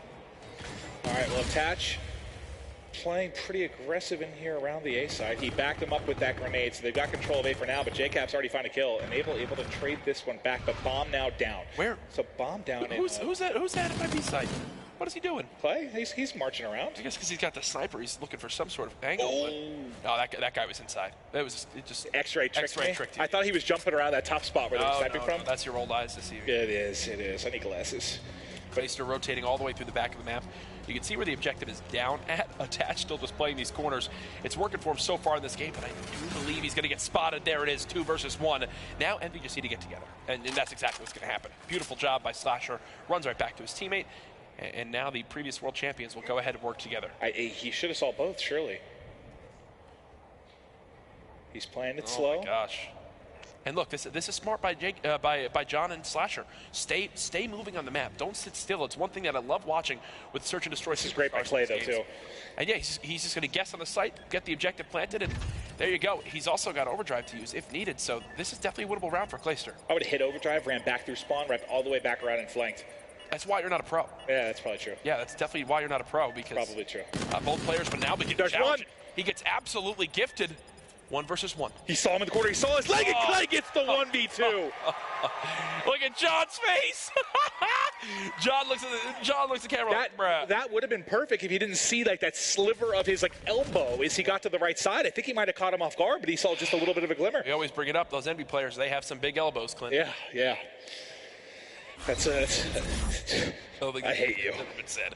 But no, Clayster makes up for the blunder earlier on. I had nothing to follow that up with. No, it's fine. It's fine. I had you baffled there. The thing, if Clayster wins that 1v1 earlier and kills John off the bomb, it's a 6-2 game, and FaZe have already brought the series back tied 1-1. Instead, it's 5-3, still possible for Envy to come back, but they're now on offense, and they're trying to charge on through, but everyone from FaZe is here. Attach is lights out, man. They shut it down. Every time they've gone A, I feel like it's been very, very quick rounds, but now trying to trade it back to Slasher, can't find one, gets bait and switched. Now it's all on JCap to try and clutch up. I believe he has one close right and across. He's done. FaZe takes it and ties up the series. There you go, FaZe. Yes, they're tied 1-1, but I can tell you right now, lingering in the back of their head, this should be a 2-0 series if they close out that first hard point. Great performance from John from Envy at 9-7, but just didn't have the rest of the support from his teammates. Love the use of the sniper, really, from both teams. But major shout-out to Clayster, who bounced back from the blunder earlier on to clutch that 1v2 that really sealed the deal for FaZe. And I think that was one of those tough scenarios where I think that he just kind of thought he had a free gunfight. You know, he just didn't think there was going to be much to it, thought he was going to waltz on in, and then it's like, oh, God. He's off the bomb immediately behind some cover, attached 10-5, leading the game in kills, the only player in double digits. And you know what we talked about, how Enable leading into this game had a .25 search and destroy KD so far this weekend. There goes 8-5, has himself quite the game. Yeah. And, you can tell the difference, man, when he's around, when this team is all playing together, they go ahead and do some big things. The highlight of that map, though, had to be the Clayster 1v2. Let's take a look at it here again. Shout out to everybody backstage making this possible through the replay machine. A little bit fortunate there, right? Like he gets the first shots in, and the second player's like, "Oh, well, you're not going to get those bullets. I will." There it is. I think it was the foot. Yeah, it was the foot, not the elbow. Is that what it was? Yeah. I'm not good with body parts. All right, let's move on. So that's a 2-0 lead. No, 1-1. Sorry, series score right now. Precinct Uplink up next, and this is a map where I saw Envy once absolutely destroy a team on this map when they got them spawn in that back gas area. I think they scored like 16 points in 1/2 in scrims that I saw. But so far today, really besides, if anything, I've seen more scores on the team that's trying to score in that back restaurant area. Really? Yeah. I actually said this while I was casting Precinct because I thought before I left it started to get a little bit more 50-50. I saw people putting in points pushing towards Garden.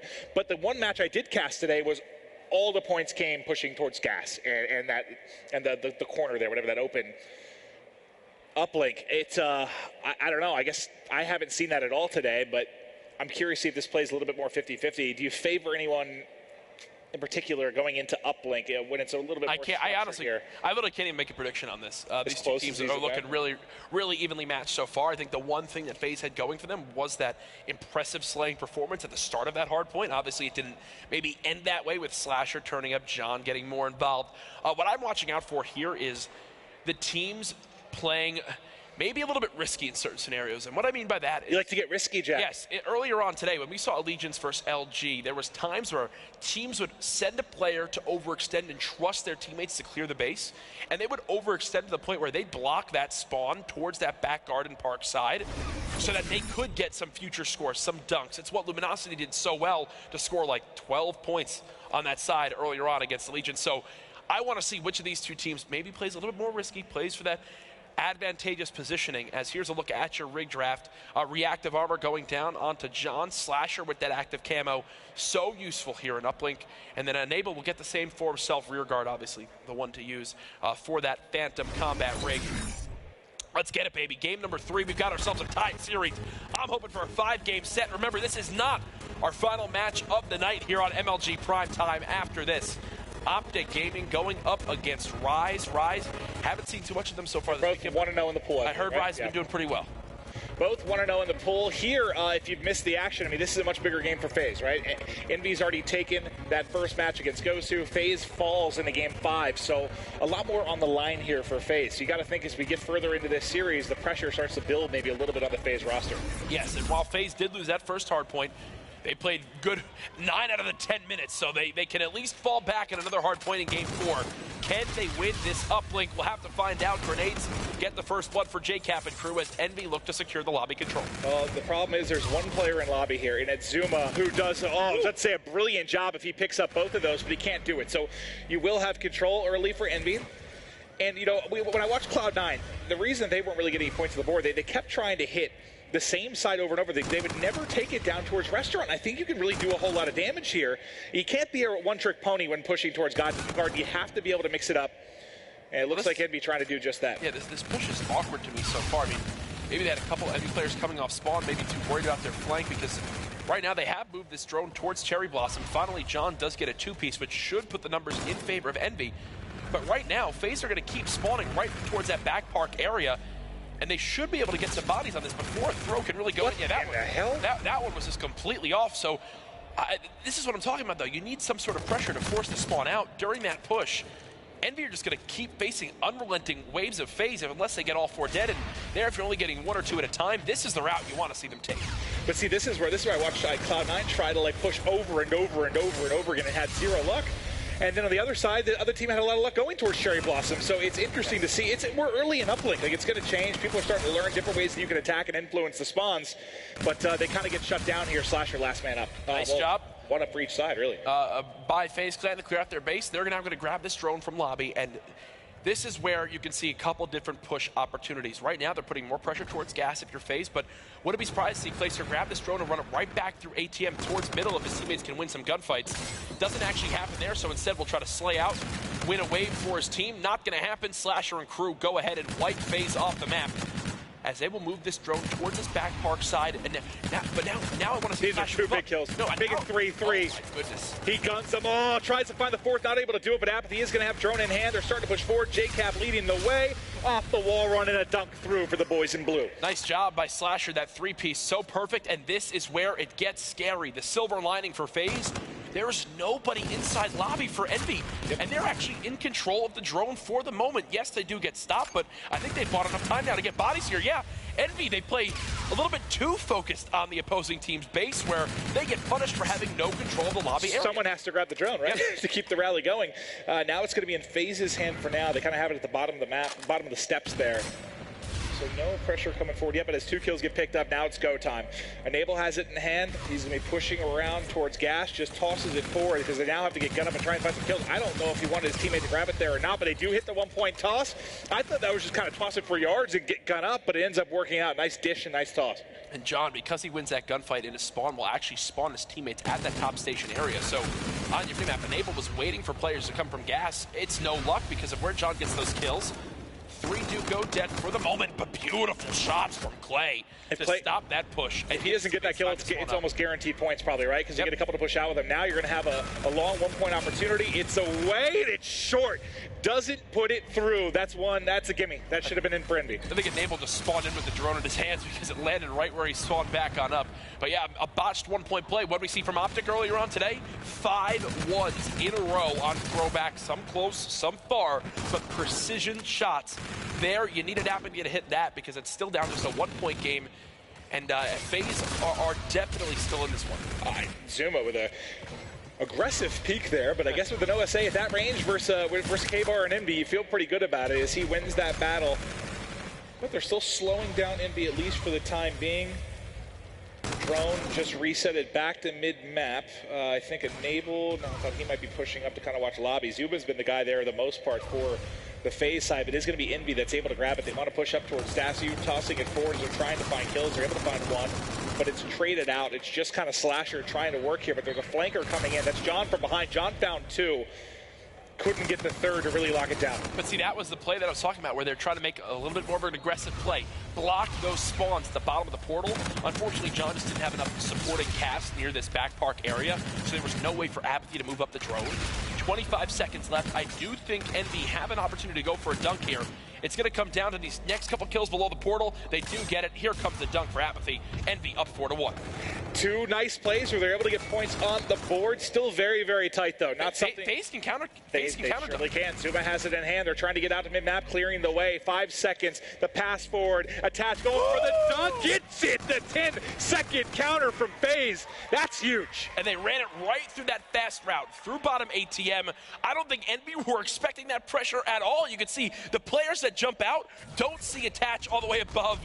And did I just see JCap salute mid-gunfight? Not sure what that was about. He's like, nice play, FaZe. I'll give you guys that one. 12 seconds left to get a dunk. FaZe just went for it. They didn't give up with that little bit of time they had, and now they brought it back to a 1-point game. And what do we talk about? In that half, you see more points scored by the team trying to get towards that park side.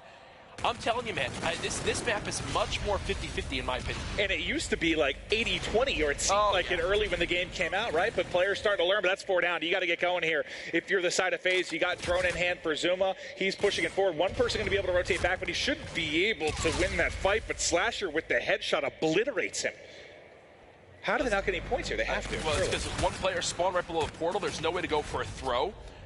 Attach having to use rewind just to stay alive, but JCap clears out the entire base himself, and well, there's no score off of it because the kills they wind up getting are like a couple were near their base and 2 were in lobby. I thought they were going to get a 1-point toss-up. There was no one to move forward with the drone, and they just don't score off of it. Well, now going to be reset over the top of the building. Apathy finds one nice movement there to find a second. It looked like he ate some bullets, but he is able to keep it alive. So now who do you have on defense in the back? Well, you have Slasher. JCap that was pushing forward. Apathy's over the drone. Can he get a 1-point toss off? Oh, he wants more. Why didn't he just toss it there? I'm not sure. I'm not entirely sure why he tried to force that one in. Maybe because he knew he had teammates behind him. Slasher looking to make the hero play. Does get 2, but the spawn's right up in gas. So another 1-point missed opportunity. So now that adds up. That should be a score of 6-3 now for Envy. Instead, it remains at 4-3. 6-1 maybe for Envy, really, if you don't give up that 10-second counter. Yeah. All right, let's see as the push starts to develop for FaZe. That's 4 wiped off the board. Surely here you get the drone forward, but they are, okay, they're spawning out of second one. Only one spawn in. There you go. Now you need to get underneath the portal. Now you need someone to actually push up with the drone carrier. Keep spawning them out. You're winning gunfights in labs. Someone rotate back to Clay. Keep Clay in this position. Clay should just stay in that position. Instead, okay, it looks like, I don't know what I'm watching FaZe do there. I guess they're resetting. They want them to spawn towards gas. I'm not sure. That got intercepted. I actually don't know why they just played that. They gave him a nice split spawn, which didn't work out for FaZe. I thought FaZe was going to trap him there and put big points. I mean, I'm no pro player, but I don't know why FaZe just played like that. They gave up the portal spawn, which made one player spawn up there. Clay tried to move it through Park, where players were already at. And now Envy are looking for a counter opportunity. I think FaZe could have actually rallied that drone. Instead, active camo being popped. This should be a dunk. No, only a 1. And that's big, too, because that ties it up, right? You don't get the lead there if you're Envy. They do have 3 down, but you do have John in a nice position here to go clutch. Finds one, cannot find the second there, at least outside drone spawn. This has been an odd game. It really has been. And with 2.5 minutes remaining, the score is still tied. What's going to be the difference for me? Potentially this use of overdrive by JCap. He's got 2 dead now. They're going to begin to rotate this drone towards glass.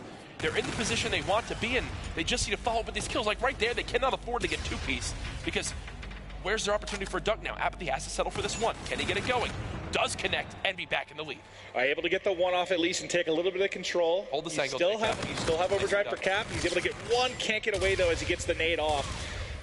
Let's look at drone spawn now. John was looking in, but has to snap back there to one outside ticket move. Snaps right back to mid, but can't win it. All right, so what do you have? You have overdrive for both sides now. Yep. Let's see who's going to be able to maybe make a play with it. I think they tried to toss the drone out to Clay. Well, look at the minimap right now. Envy are all spawning up in Park, and FaZe are trying to push it this way. So this is an example where you need your vocal leaders to say, Slay. Do not focus on the drone at all. 3 in a row. 3 in a row for Clay. And that's why you have Clayster as one of your vocal leaders. 3 go down, make it 4. Now the players spawning on up. They're not at that close portal. This should be a dunk opportunity for FaZe. Got it. Take the lead with 75 seconds remaining. 3-piece from Clayster makes the difference. The overdrive. What is this? Down. He's going for more. Clayster trying to run past. Slasher with 3 of his own, though, and Envy are going to run it right back. This game not done yet. Oh, this is insanity, as I don't need to follow the drone there. The counter opportunity, they're pushing forward. Apathy in a nice position here in Ticket Booth, able to find 1, but 2 of his teammates drop from behind. It's now just on Slasher and Drone in the hands of FaZe. They just have to burn 45 seconds here with the 1-point advantage to take control of this series with Envy. As this, I mean, if they win this series, this is on its head. This group is insane. Where's the 1 player still alive? Clayster actually inside lobby. He's going to hold this angle. Challenges 1. Can't clean him up. Can't find the second either. Envy with a number advantage. They know someone's playing near this middle tarp area. It's going to be Enable just trying to buy himself some time. JCap still has that overdrive.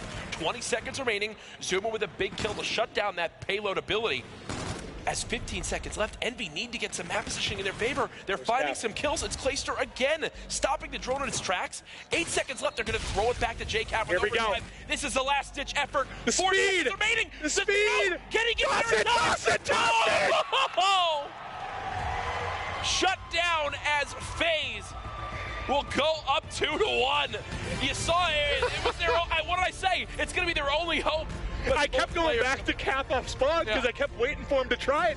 They just tried a little bit late. He can't get the edge. What a game that was. FaZe should have 3-0'd the series. They should be 3-0 over Envy, but now they've got to win another hard point, which will be retaliation. My favorite of all the hard points, look at Slasher, 36 and 23. We didn't touch on him too much. The guy goes off, but Envy just cannot get it done in the end. Okay, so think about this. You had in the hard point, there was one player positive for Envy when they won the hard point. For FaZe, now one player positive and they won the uplink. Who knows, man? Who knows? Slang doesn't matter. Attached with 3 dunks. You loved what you saw from him right there. Every point actually from FaZe were those scores, and maybe I'm going to bring something up. Okay, I'm ready. Apathy's one point play that was missed near Park, and the time he tried to get greedy and go for a dunk instead of missing the one. It's true. That's those hero plays, two right? Examples right there of where instead of Envy winning, it doesn't go their way. So a rough loss there. FaZe Clan now in the lead. All right, well, before we get into the next game, a little break here for the players. We're going to toss it down on the floor. We've got Puckett with Optic Gaming's Crimsix. Thank you so much, Maven. We are down here on the floor, and we just saw FaZe and Envy in a very close uplink game. First of all, what do you think about these two teams? Who's stronger in IW right now? You know, FaZe, oh, geez, the echo is horrible. It's real tough. I think Envy, hasn't played at all, but FaZe, you know, they won the last tournament. So we got to keep an eye on FaZe, but you'll be playing against Rise Nation here on this main stage. Have you been scrimming this team? Have you played against these guys leading up to the match? Yeah, we're feeling pretty confident, and I think we're really going to take it. The only thing that's kind of up in the air is Surge. This echo makes it really tough. All right, so Surge is going to be tough. Krim, I'm going to let you go back, warm up with the team. Call this one for you. Is it going to be Envy, or are we going FaZe? FaZe. FaZe is moving on, says Krim. We'll find out. For now, let's send it back to the analyst desk. Shout out to Krim, struggling with the echo. It's tough, man, it is. It really is. But let's dissect a little bit of that series so far, guys. Team Envious kicked things off well. Merc, for you, was that what you expected, you think? Was that what I expected? Sorry. That was the worst joke of all time. Definitely not what I expected because FaZe came out so hot. I mean, they were playing so well, and I thought they were going to close it out, and that's just what we were talking about with this Envy team. There's just so much trust and confidence. They're like, yeah, we can do this, and they came back from a really big deficit, and that put FaZe in a really weird position. Some very nice composure on that hard point from Envy, because overall, when you're down that many points, it can get frantic when you're in game. You start to spawn up, and your initial reaction is to try and make a hero play, face smash, things like that. They took their time. All you need is a few hard points to chain together, and then FaZe actually made some mistakes, and they started to be the frantic ones. They fed Slasher those score streaks, and that's what ultimately led to their failure. So, and then, of course, you head to the Search and Destroy. Things tie up, one map apiece. Did FaZe look that much stronger than Envy in Search and Destroy, in your opinion? I don't think they looked that much stronger. Really, what it came down to for me was just a few rounds that FaZe clutched out. I just remember that 1v2 that Clayster had. It really put them in the lead by a round. So that's just what FaZe seems to do. They clutch up in those tough situations. Search and Destroy is one of those game types where really practice makes a huge difference. And I think FaZe just having that event under their belt already and all that practice where Envy's struggling, it can excel them over that. And then of course, you look at Game 3, the uplink FaZe, of course, they take that one as well. But Clay, again, had a fantastic map, I think it's fair to say. For you, TP, did they look that much stronger than Envy again, or was it kind of back and forth for the most part, in your opinion? It's tough to say who looked stronger on that uplink. To be honest, FaZe was able to get that last-second dunk at the end of the first half, which sort of kept them in it in the second. But that's an entirely different game if Envy goes into that second one with a 4-1 lead. They had overall a lot more control in that first half. I think they played that side better overall.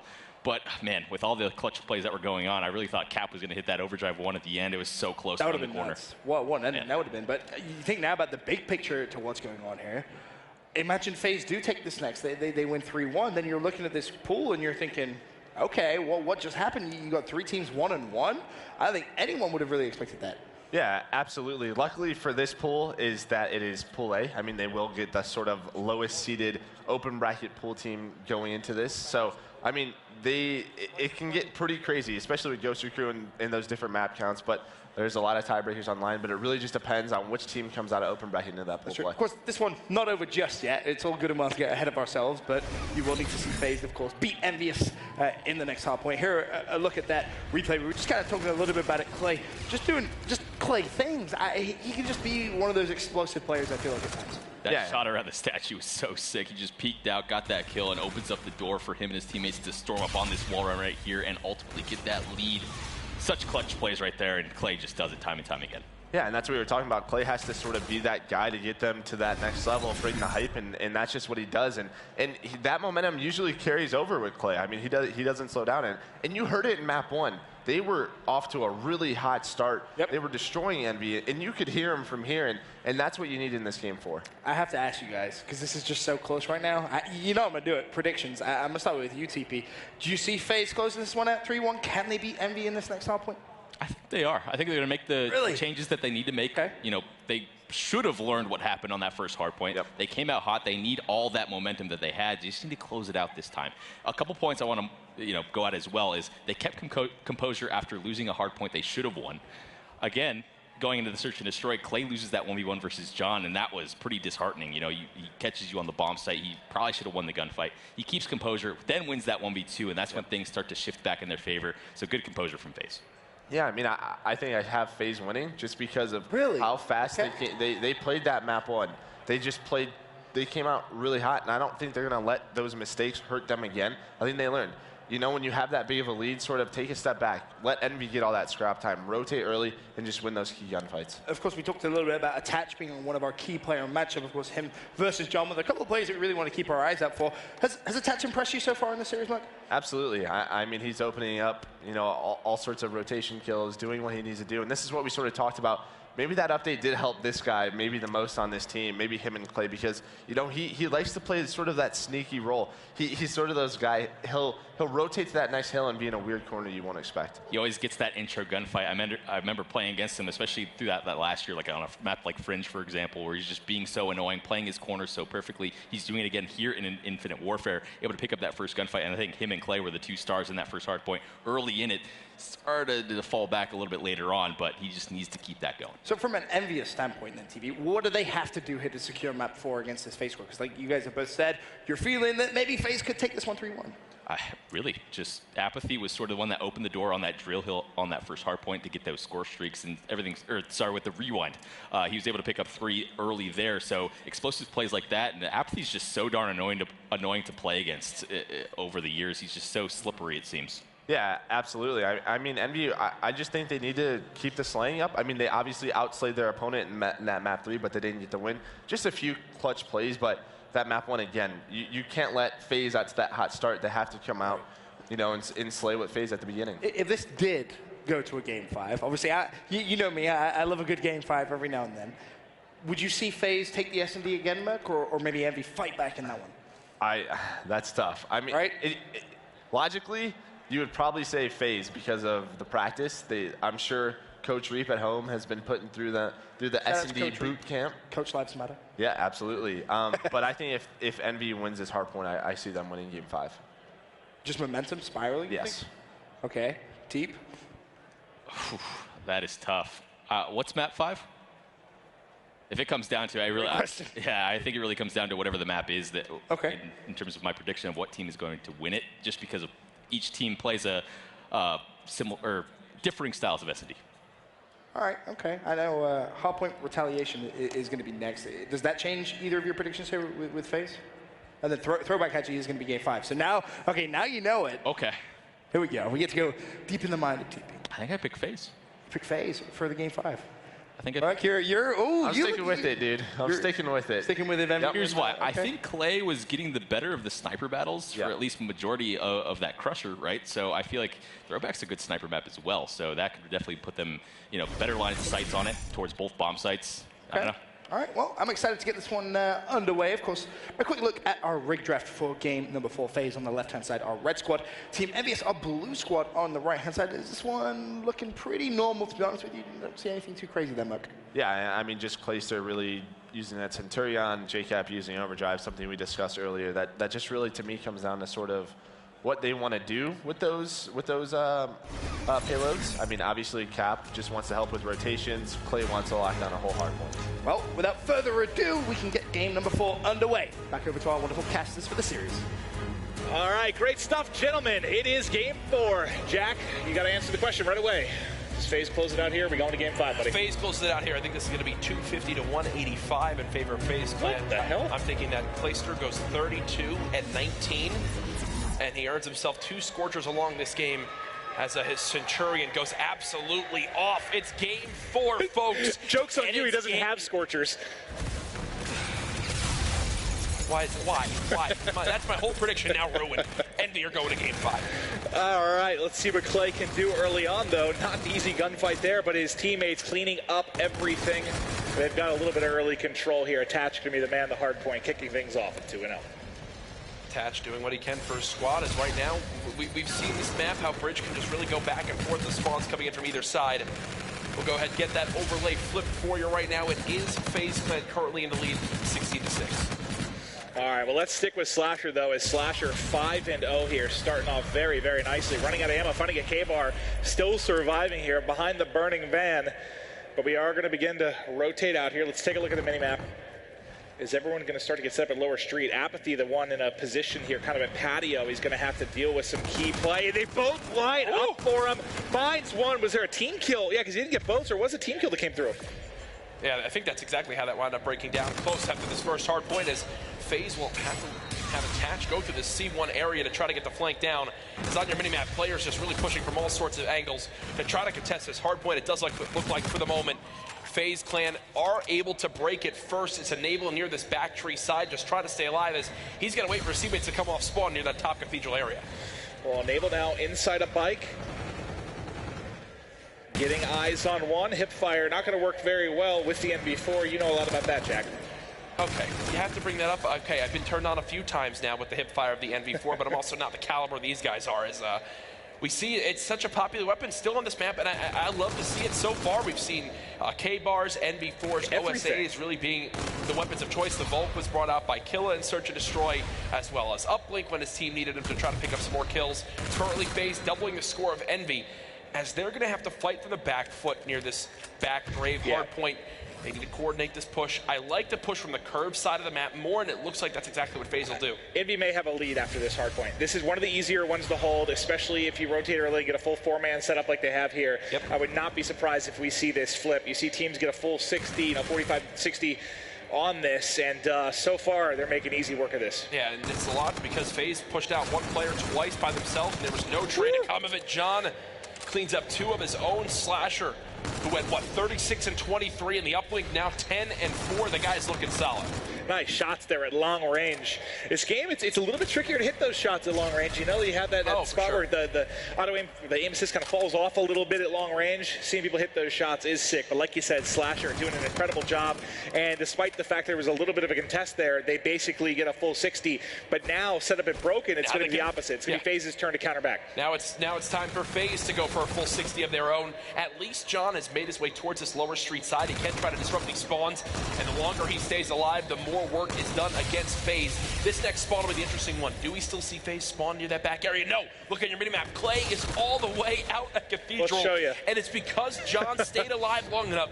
Envy, they have to hit the timing right now. They need to push through before the pitch comes in from Clay. I honestly think the Graveyard, like Cathedral to Broken, is like my favorite hardpoint rotation right now in Infinite Warfare. If you do it perfectly, you can get so much time. Obviously, a little bit easier here to break Broken, but FaZe still racks up a bit of time. We might see a lead change go back the other way. John's shots from range right now are so crispy. Shooting lasers. The guy is staying just above even. No. What? Okay. How was he alive? That would have been perfect. All you see is basically the head there by the tree. He's finally going to mop it up. The one more can't turn on him. And the reason why he doesn't get that kill is because Slasher kills him. Oh, that's the only reason why he didn't clean that one up. Envy up 92 to 68 as they did a solid job of not giving FaZe any time on that Broken hardpoint. We'll rotate now towards this hotel hallway area. And what was interesting, we actually talked so highly of, that Cathedral hardpoint, that back Broken hardpoint, but earlier today we saw a match that was almost single-handedly decided by this middle hotel hardpoint. As right now, it's looking like Envy's John is trying to push in from whatever perspective he can. Yeah, he's nasty right now, man. You're seeing why he was the Black Ops 3 Call of Duty World League MVP there at COD Champs. He can really do it all. JCap trying to back him up, going to try to drop shot one outside. Let's go to the FaZe POV for a little bit. They're trailing. This is not exactly the opposite, but a bit different than what we saw in the game one hard point as far as FaZe not having control. This time it's Envy's turn, so FaZe, no stranger to comebacks, but they're going to have to do it here. Everything going against what you'd expect so far in this series, right? You'd think FaZe would win the first hard point, get out to a 1-0 lead. That doesn't happen. Envy wind up taking it with a miraculous comeback. In Search and Destroy Game 2, FaZe plan really step it up. They play together as a team. They win that one 6-3. Then we go into the uplink, where JCap, historically one of the best uplink players. He's a mastermind of knowing how to command his teammates across the map, call out exactly what they need to push. They wind up losing that by 1 point because of a couple quick little misplays. And now in this last hard point that we're in right now, it's a full 1 minute lead for Envy. FaZe look lost. Well, I mean, you had nice starts from Zuma and Attach really in that first game. Here, not so much. It's all been John and Slasher. The two of them from a slaying department are just absolutely dismantling the FaZe side. You mentioned slaying department, 16 kills in favor of Envy right now, a little bit different from that game one that we saw earlier on when FaZe took that huge lead himself. He was plus 14 just for Attach off the break. Not happening now, but they're still within striking distance, right? You know, it's one big hard point that can make the difference. You saw Envy dominate Cathedral last time. Can FaZe rebound here and be the team that really dominates? We're going to head, though, to Lower Street here as they're starting to rotate out. There's one player inside opposite, and that's going to be Attached. Does he check his corners? The question, the answer is a resounding no. That's such a sick corner spot that JCap plays in. I rarely see players check it, especially moving towards patio. There's so many other players or areas where you can be exposed to. On rotation, again, Envy get the kills they need. They're in control of bottom bike. They have pressure in your top bedroom. This is the perfect setup you want for this hard point. Force FaZe to try to push through that little archway and don't give them patio control. Attached, trying to play for patio. John is there, and this is going to go in favor of Envy. Again, they wipe FaZe off the map. Yep, Envy set up very, very nicely here. John continues to melt. 22 and 11 double positive, a 3 streak. Finds a 4th. Get out of my house. As he's lining them up. Zuma did just call in a Trinity Rock. I think that's what hit John there for a second and kind of slowed him down. But now this is the big one coming up next, right? We've got 17 seconds left, and look at the minimap. It is going to be controlled by FaZe this time, at least the top side of the map here for Market and Graveyard control. So if they can get a perfect hold like Envy did last time, we're looking at just about a tie game, right? I will say one thing. Envy are 1 kill from JCap as well as John away from having 4 payloads. Slasher will use the first one. Envy going to put a lot of resources into this. John about to earn his reactive armor as well. Unfortunately, can't win that one-on-one. JCap pressuring down the street, trying to challenge, keep his teammates at a number advantage. Unfortunately, not going to happen there, but I do believe Envy have done a good enough job of breaking that back Market side. But look where put this spawn in their favor. Just saw JCap. They're spawning really far out. So FaZe does just enough. You saw the 6 and the 8 and JCap and Apathy spawn at Broken. So with 30 seconds left, they'll still be down, what, 30 or so points? About 30 seconds, yeah. It'll still be possible. But again, the worry comes in. We then go across to that Broken hard point. And last time, Envy did a perfect job of breaking and not giving much time up to FaZe. I'm wondering if FaZe now take the same play out of their book. Why was it possible? John hit the lower street, stayed alive long enough to force one player to spawn out from FaZe, which gave Envy the number advantage to push on in, get the pinch done. Envy, though, looking lights out. They're keeping FaZe away. Look at the setup they have. They've got lower street covered. They've got top patio control. Bridge is completely clear, and the final player in the hard point. This has all the signs of it being a full 60 seconds unless Enable can make a miraculous play.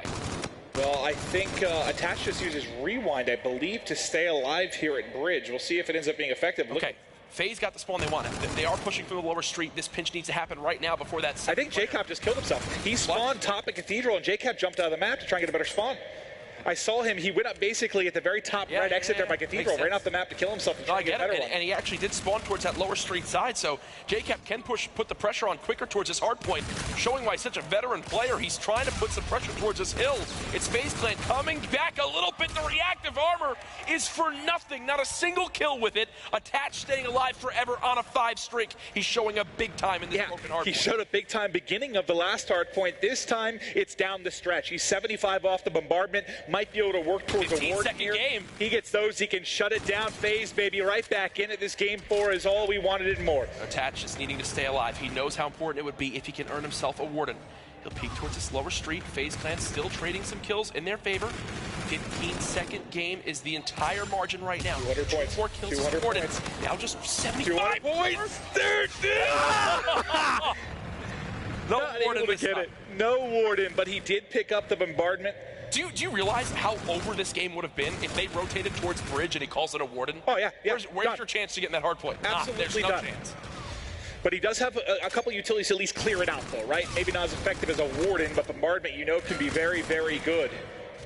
But Envy still in control. Let's look at their side here for a little bit. We're going to go on with JCap. JCap trying to peek the corner, not able to find it. Staying alive, 3 down. Zuma inside with the K-bar, destroying everything on the Envy side, but Envy still just holding a minimal lead here. Let's get out to Bridge. It's time to rotate, baby. Folks, we've got ourselves a 5-second game. These two teams so evenly matched. FaZe Clan on the rotation. They get the kills, and they're about to earn themselves a lead. And remember, Attach has those streaks to work with in case they get broken, but they can win it here. As well. They can win it here. This is a statement. FaZe want to close this out right now on Bridge. Expect the streaks to begin to come in. One final pressure for Envy. This could be FaZe Clan beating the world champions in the boys in blue. There's only one player here. Attach shuts them down. FaZe 250 to 228. Envy out.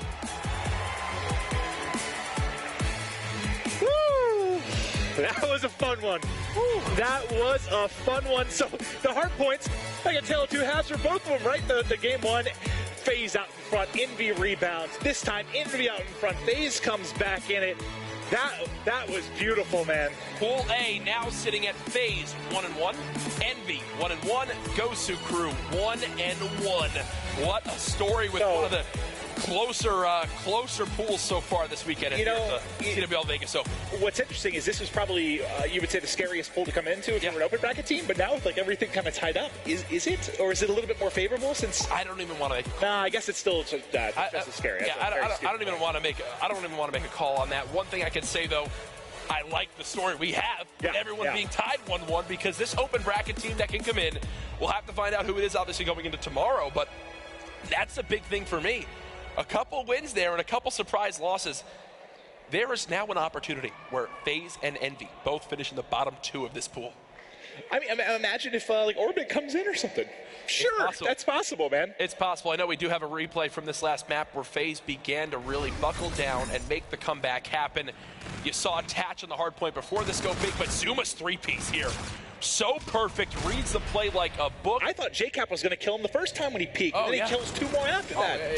But that's what Zuma is, man. He's just an explosive player. I will say one thing. FaZe, you look at this series, I think both of these hard points are closer than you would have wanted. Yes, Envy are an extremely strong team. I will commend FaZe on this, though. When they knew they wanted to win off this hard point, they made the statement. They dropped the Centurion. They wind up using the payloads they need to, and Attach drops the streaks down. There was no window of... I don't even think Attach had to use his streaks. I think I talked to him here. I don't think he had to use them. There, Zuma uses his payload. Clay drops his down. Now the streaks were still in Attach's back pocket, but hey, everything worked for FaZe there as they close out the map. You heard the crowd get into it as well. And we still have one more great match tonight, too, which is awesome. That's, big stuff from Attach because, it might have been frustrating in game one. 17-3, kind of falls off the first half. That time, man, he comes up in a big way the second half of that game, and FaZe gets it done. But on the floor, we've got Christopher Puckett. Thank you so much, Maven. We are down here on the floor with the winners of our first primetime match. We got Zuma and Clayster from FaZe. Zuma, I'm about to start calling you guys the comeback kids. We saw it at PSX and Hardpoint. You do it again, down 50 points. How did you guys mount that comeback against Envy? Yeah, I don't know why we always do that to ourselves. We just always make it harder on ourselves. So it's really annoying that we keep doing that. But we always come through. It's just our team, man. It's just our chemistry and how we talk to each other. We just communicate to each other and just tell each other that we're going to come back. And we always do, so. Well, this was a huge win for you and for all of the fans out here. But, Clay, you dug yourselves out of a big hole. You started the tournament with a loss to Gosu, who came out of the open bracket. And if you lost to Envy, we couldn't guarantee that you'd be playing on Championship Sunday. How are you feeling right now, though, knowing that you're 1-1 in this group? We lost to Gosu Crew on a side station, and we're just like a much worse team on side stations for whatever reason that is. We show up on main stage, and when we lost to Gosu Crew, it was a 2-3 loss. We knew we had to come out here and beat Envy to have a chance at tying up the whole group, and we knew we had to do it with a good map count. So to win 3-1, it really helps us and helps our standings going into the future. Well, this is Vegas. This is the kickoff to the CWL season. Zuma, you guys are in a great position now in your group. Talk to me, though, about your opponents here. How tough was this Envy team, and how far do you predict them to go in this bracket? Oh, I mean, they're world champions for a reason. They're just amazing gun skills. They're very smart. They know what they're doing. They're very good together as a team. Amazing team. It's always a pleasure playing them. And they're going to go really far. Even if they're in losers or what happens in this pool, whatever happens, they're going to go far. So. Glacier, last question for you. We have FaZe right now, top of the group. We're going to see how everything plays out as we have the new open bracket teams tomorrow. But who are some of the other squads in this tournament that you're looking forward to playing potentially on that Sunday? I mean, the obvious answer is Optic. We want to play Optic so I can continue the meme, the hashtag undefeated on LAN. So we'll see how that goes. That's the only one I'm really looking forward to. There's not really anybody else that bothers me, or nobody else is good enough. So it's Optic. FaZe undefeated against Optic, and Optic is playing on that main stage next, so don't go anywhere. For now, though, let's send it to our analyst to break down this epic series. I think Clay wants exactly the same game we all want, that FaZe Optic matchup. How do they go against each other this year? That's definitely one I want to see later on. But let's break down that final hard point. Obviously, we did a little bit of analysis before that final map. Mark, I'm going to start with you. FaZe, they just seem to clutch up when they need to. Yeah, I mean, Attach really was the playmaker here. I mean, he rotates to that bridge hill, and I think he goes on a 6-kill streak to end that game. He didn't even have to use the streak as Maven was talking about, and just such good plays out of them, such good chemistry to sort of give up that last 10 and rotate to that bridge hill, because Envy actually hit that bar hill, and FaZe decided to rotate. Yeah, Zuma sort of opened that door at that hotel hallway, and that's what sort of set up that rotation over towards bridge. Prior to that, though, Envy invested all their payloads into that Broken Hill and didn't really get anything out of it, right? So all that wasted, and then you saw that sort of costed them. FaZe had that Centurion in their back pocket when it went over towards bridge. Attach started to go on a streak as well. So it's very important to use those payload abilities at opportune times. Envy just didn't get anything out of them. With that win, though, do you now maybe feel a little bit more comfortable for FaZe coming out of that group? Or do you still think it's one of those where they're going to go to bed tonight and they're going to wake up tomorrow and they need to be going 110%? They definitely need to go 110%. As Clay was talking about, sometimes when they're not on the main stage, they just don't play to their full potential. They obviously need to play at that level as much as possible. And hopefully, I mean, we talked about it all last year. They were always starting in sort of losers bracket. They had a slow start. These guys need to come off hot. They need that top finish. Well, that's going to be everything from the analysis desk for now. We're going to go to a quick commercial break. When we return, though, we have Game 2 here at MLG at Las Vegas. Were we?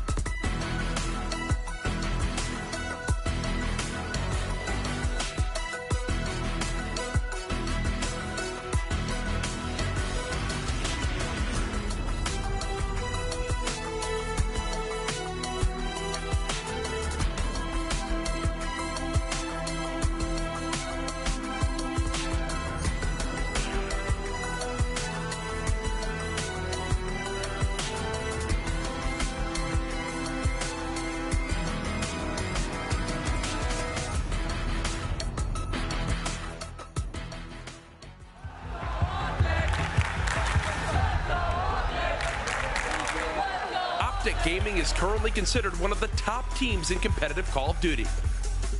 A crowd favorite, a media powerhouse, and tournament favorite in every competition. They have brought home championships from every major tournament in Call of Duty except the elusive Call of Duty Championship, which has yet to be placed in their trophy case. No one wants to be known as the best who have never won. They have the talent. Scump is regarded as the best player in the league.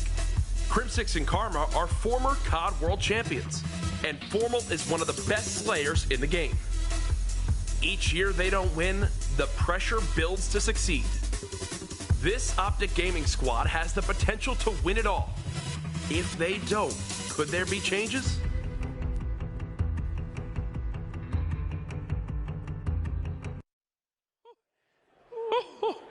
That video really sets the tone for warfare. First off, the guy reading that, beautiful voice. Second, though, we talk about it all the time, the heartbreak that Optic Gaming fans felt at the end of the 2016 CWL season. The story begins now here on this first Friday. They've got one final match, our last match of the night here on MLG Primetime. Optic Gaming going up against Rise Nation, both teams currently sitting at 1-0 in their pool. But in that video, how much of a legacy will be forgotten if this Optic Gaming team never wins champs, Joe? I mean, it's hard to say. I mean, does it haunt them? Sure, but these guys win so much. I mean, this roster is just ridiculous. Yeah. I mean, yeah, would it suck? Definitely, but this could definitely be one of the greatest teams of all time. Okay, and Teep, you're on kind of the same boat there, but you had that world championship. Right. How much does it truly mean? Are people overly talking about it, or is it really that?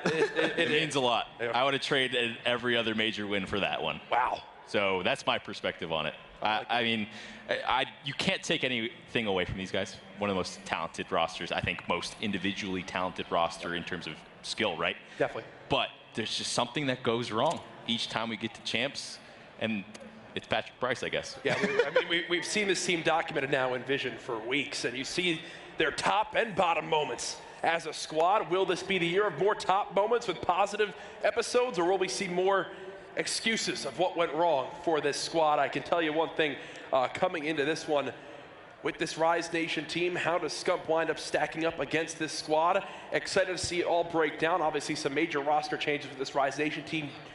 Does this squad have what it takes in the respawns, or will it still be the same thing we've always seen with this team where, you know, Rise Nation, they might not be the squad in respawns. Maybe they can win some search and destroys. They've got to have that in their mind, right?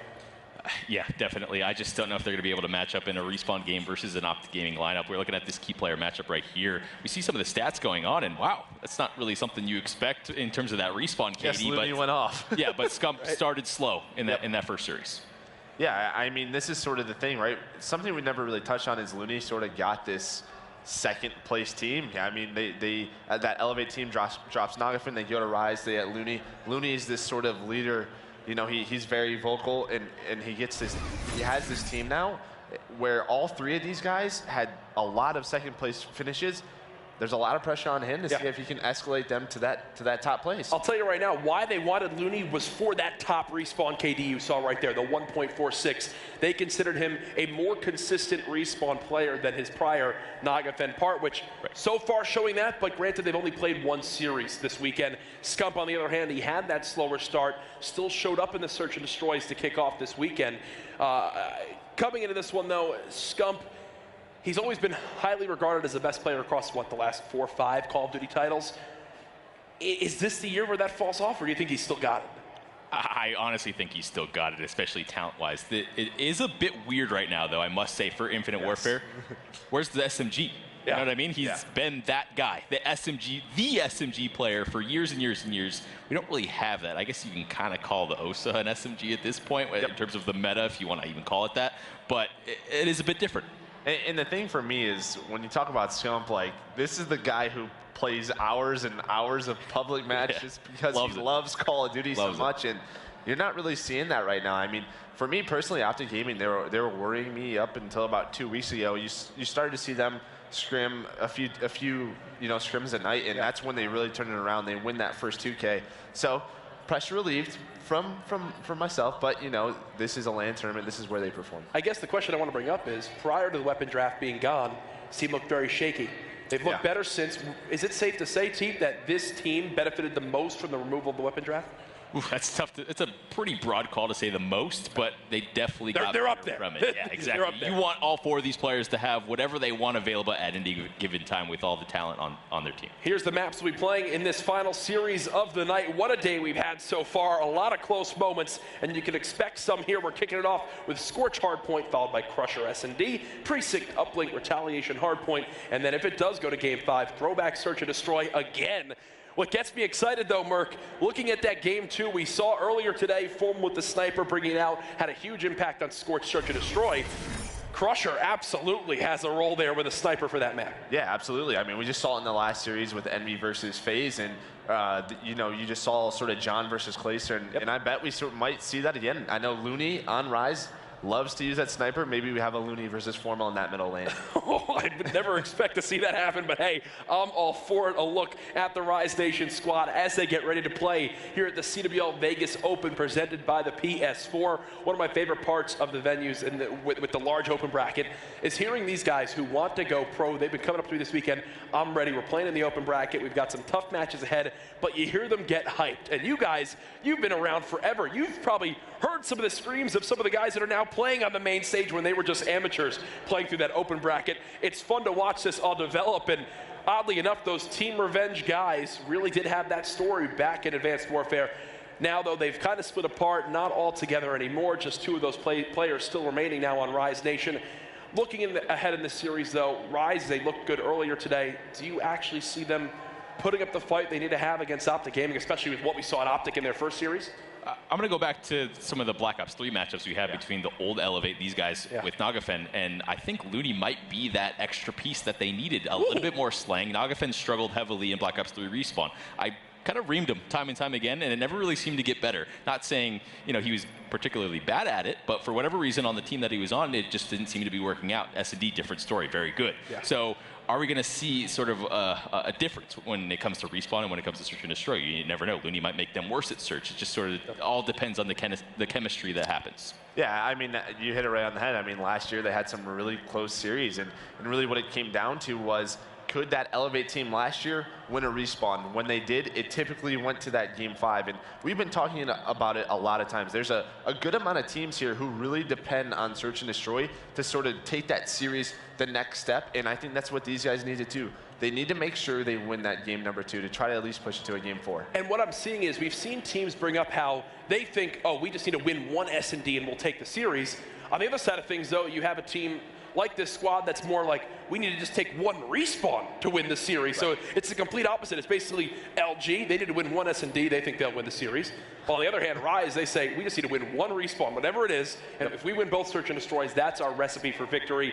It's what happened last year with Elevate. Probably going to happen again here with this Rise Nation squad. Players are just getting their classes set up, getting into the lobby. You can see the serious faces now coming on as they get prepared for this match. Rise, in their head, they think they can win this. They think they can take it. I will say, back at PSX, this team had a lot to improve upon, and I spoke to Vicento about it. He said we were just underplayed, we didn't know the game as much. As a team leader that you guys both were, what is that like when you come back for an event where things just didn't go right, you've got a lot to attack? How do you try to get into that practice regimen, Joe, to get you prepared for a major event like this? I mean, it really comes down to the guys on the team, right? Like, if all 4 of these guys went back and watched that VOD, that's so special. Yeah. Like, there's not many teams who do that. Like, if it's just one guy, and maybe it's just, for example, Looney. Maybe he went home, watched all that PSX and VODs, and he tried to make all those changes by himself. That's really difficult to do. Everybody has to see the mistakes they were making from their point of view, see what the team wants to do and be able to change that. That's why Joe's won a lot of tournaments in his career, because he's got knowledge like that. One player's also won a lot is Formal. These guys didn't play at PSX. This is their first real LAN experience. They looked solid in their first series. They held Revenge to 0 rounds in Search and Destroy. They beat them 11-0 in Uplink. The hard point, though, which is what really caught everybody off guard, was how close it was. I kind of see this Revenge team being quite similar to this Rise Nation team, where I don't think of them as a very strong hardpoint team, but it was scrappy play, some solid rotations, and some clutch gunfight wins with payloads team that really made the difference. Would you say that that's a fair assessment now with this Rise Nation squad? Yeah, you could say that for sure. It really came down to that one hard point that Revenge could have taken that retaliation over Optic. Yeah. I think the biggest thing that Rise needs to try and make happen again, that Revenge was somehow able to do, is make Scump start slow. You don't really see that too often. Retaliation, is a larger map. Hopefully they can make something similar happen on Scorch, but it's going to be difficult. Yeah, and I mean, there's just so much pressure, right? Every time we talked about Elevate last year, how much slaying can Felony and Aqua do? That's something we always talked about. Those were their 2 stars. When they made that change, they brought Felony on. They said, this guy's going to help us in the slaying a lot. Now they decided, okay, we need more. We need a little bit more help. And that's what they said. They brought Looney on. Hopefully, he can push them to that next level, relieve pressure really from Aqua, because that was the thing. If Aqua didn't have 40 kills, they weren't even in the game. Yeah. And the biggest thing I want to touch on as well is, Jack, you noticed like they're specialized on respawn or not respawn. Like, no, stop. Do what you need to do to create a situation where you're confident in all game types. That's how you remain consistent, and that's how you win multiple tournaments in a row. You don't go to hope you win something. That's a terrible mentality overall. If I'm not mistaken, it was something like 26 weeks of the league between Stage 1 and Stage 2 before Elevate had a 3-0 back in Black Ops 3, because they were always losing one of those respawn game modes and going the distance in series. Yes, this is a different squad. Yes, there have been some changes, but that core mentality is still there across, realistically now, almost 3 Call of Duty titles, because it was similar back into AW. So they've got to change it at some point. Something's got to happen. Let's talk this first map, though, in Scorch Hardpoint. We've seen a couple different play styles. Some teams just trying to muscle through, like LG, where they 4-hit a lane, they win the gunfights, and they break. Other teams, though, playing more passively, sending 2 to one spot, 1 to another, and then doing a coordinated push. What are your predictions for this game? How do you see this first hardpoint playing out? I mean, a lot of the Scorch maps we've seen so far have been super close. Yeah. I mean, there's been a lot of comebacks, a lot of, just because Scorch, although it's sort of like that smaller map, it's sort of like when you spawn out, you spawn all the way out. It's really far away, but I mean, I could see definitely going back and forth. It just really comes down to who can get those first blood entry kills and allow their team to win that hardpoint. Teep, any thoughts on this one, or is this pretty one-sided? I think it's going to be pretty one-sided, but the one thing you need to note on as well is when you do spawn up in those unfavorable situations, take your time, take a deep breath, and group up. You saw several teams earlier at Hardpoint struggle. Complexity was the most notable one for me. They just tend to spread out way too far. And one thing I do want to note is, does Vicento wind up grabbing Overdrive? No, so he doesn't. That's going to go over to Aqua. I saw Vicento in scrims a couple weeks ago. He was one of the players that on this exact map in Scorch Hardpoint was using that Overdrive to get the quick rotation from those super far out spawns, especially near Turbine. This game getting ready to go. Predictions on the series map count, TP, from you. I'm going to go with a 3-1 Optic. That's what I was going to say, so I'll go 3-0 Optic. It's because you guys are both so smart. You're so damn handsome. It's our final match of Friday here at the CWL Vegas Open. $100,000 on the line this weekend. The largest open bracket ever. It's a party going on now, too, over an Endgame. Overwatch played earlier today. A lot of fun to see, all the hype in the venue. For now, though, let's set it up to our casters to kick off our final match. Thank you so much, Courage. We're going right into game number 1, some Scorch Hardpoint Optic Gaming. Going up against Rise Nation. And Rise, I'll be honest, at PSX, this is a squad that totally underperformed. They've been training since, and they're going to have their work cut out for them going up against one of the fiercest teams we've seen online leading up to this event. And look, you can train as hard as you want, but I mean, when you have the firepower that Optic Gaming has, it's going to be hard for Rise to just kind of keep up in the slaying department. Good for Rise, though, is the game slows down a little bit with the adjustment to spawns and Hardpoint, that if they rotate correctly, they can take a lot of the time. They don't have to win as many engagements as previously before. Just the key fights, Matt. That is going to be the key to victory here for Rise Nation. Optic Gaming, pretty decent start. 25 points to just 1 for Rise already. And you can see Karma is going to give up that hill time to Krim. Well, he is going to go patrol. Gets the call-outs here from Scump. Not able to pick up anything. Krim leaving the HP is going to find a player in the air. Facetto cut out of the sky using that propulsion.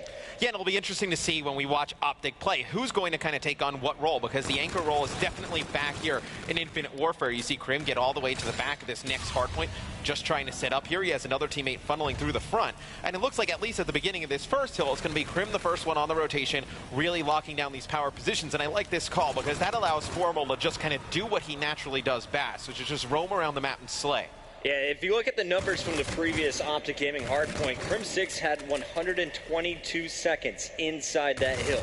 So he's going to be your OBJ man that you leave behind. Meanwhile, the other players, they're going to be pushing up around the map. Karma, he's going to be your secondary OBJ, but it's really going to be Formal and this man Scump who are going to be laying down the kills. Yeah, and I feel like the one that gets affected the most out of all these changes is Scump, because he plays at that such fast pace where he just likes to get in your face over and over and over again. And I remember back in Black Ops 2 when we would go up against Optic, you know, Scump would just push like the last 10 seconds of a hill. We're like, okay, fine, kill us. Like, we'll go take the next one. That's perfectly okay. And I feel like that's something that he's going to have to get adjusted to doing here in Infinite Warfare. Looney spawned out, and he was trying to fight for control of the hangar. Aqua's going to be cleaning up the final seconds, but really the player we should watch, let's go over to Facetto. He's going to be leading the charge for the new hardpoint. Optic already has 3 players setting up, and in fact, Facetto's going to clean up one of the 2 defenders. Number 7, that Scump is way too far back, and Facetto is going to punish. This is a huge play as Rise is going to retake the hill. They should be able to catch right back up on our scoreboard. It's like, well, there's one way to break in, right? I mean, you don't have to rotate early. You just have to bank on Facetto just getting 3 kills, just 3 phenomenal kills to enter them inside of the hard point. Currently on a 6 streak. Just going to play this corner with the OSA. It's an assault rifle that kind of acts like a submachine gun, so you're going to be able to play these close quarters to your best advantage. And Rise climbing back in terms of score as well. They are very close to taking the lead. Aqua's going to try and chase down his teammate's killer. That was Karma being taken out. Crim6 and Scump out of the action as well. So the only one up is going to be Formal, and Optic says, you know what, we're going to have to give up this time. 10 points remain on this hill as we see Rise Nation with the lead. Will they be able to maintain? We're going to stay on board with Aqua. He's already got 49 seconds of hard point time. He's on a 3 streak. It could be working towards some score streaks. Not going to happen. Let's go over to the action inside the new HP. Yeah, it's going to be 2 players down, though, for Rise Nation. As you see, it's going to be Optic Gaming getting inside of the hill, and Formal set up on these head glitches could cause them a ton of problems. And the one thing that's really going to be dominant for this Optic Gaming team here is when the spawns are like consistent, right? And they know where these players are coming from. They were already good predicting it and just eliminating you as it was. Now it's going to be even easier for them once they get set up to just keep it rolling.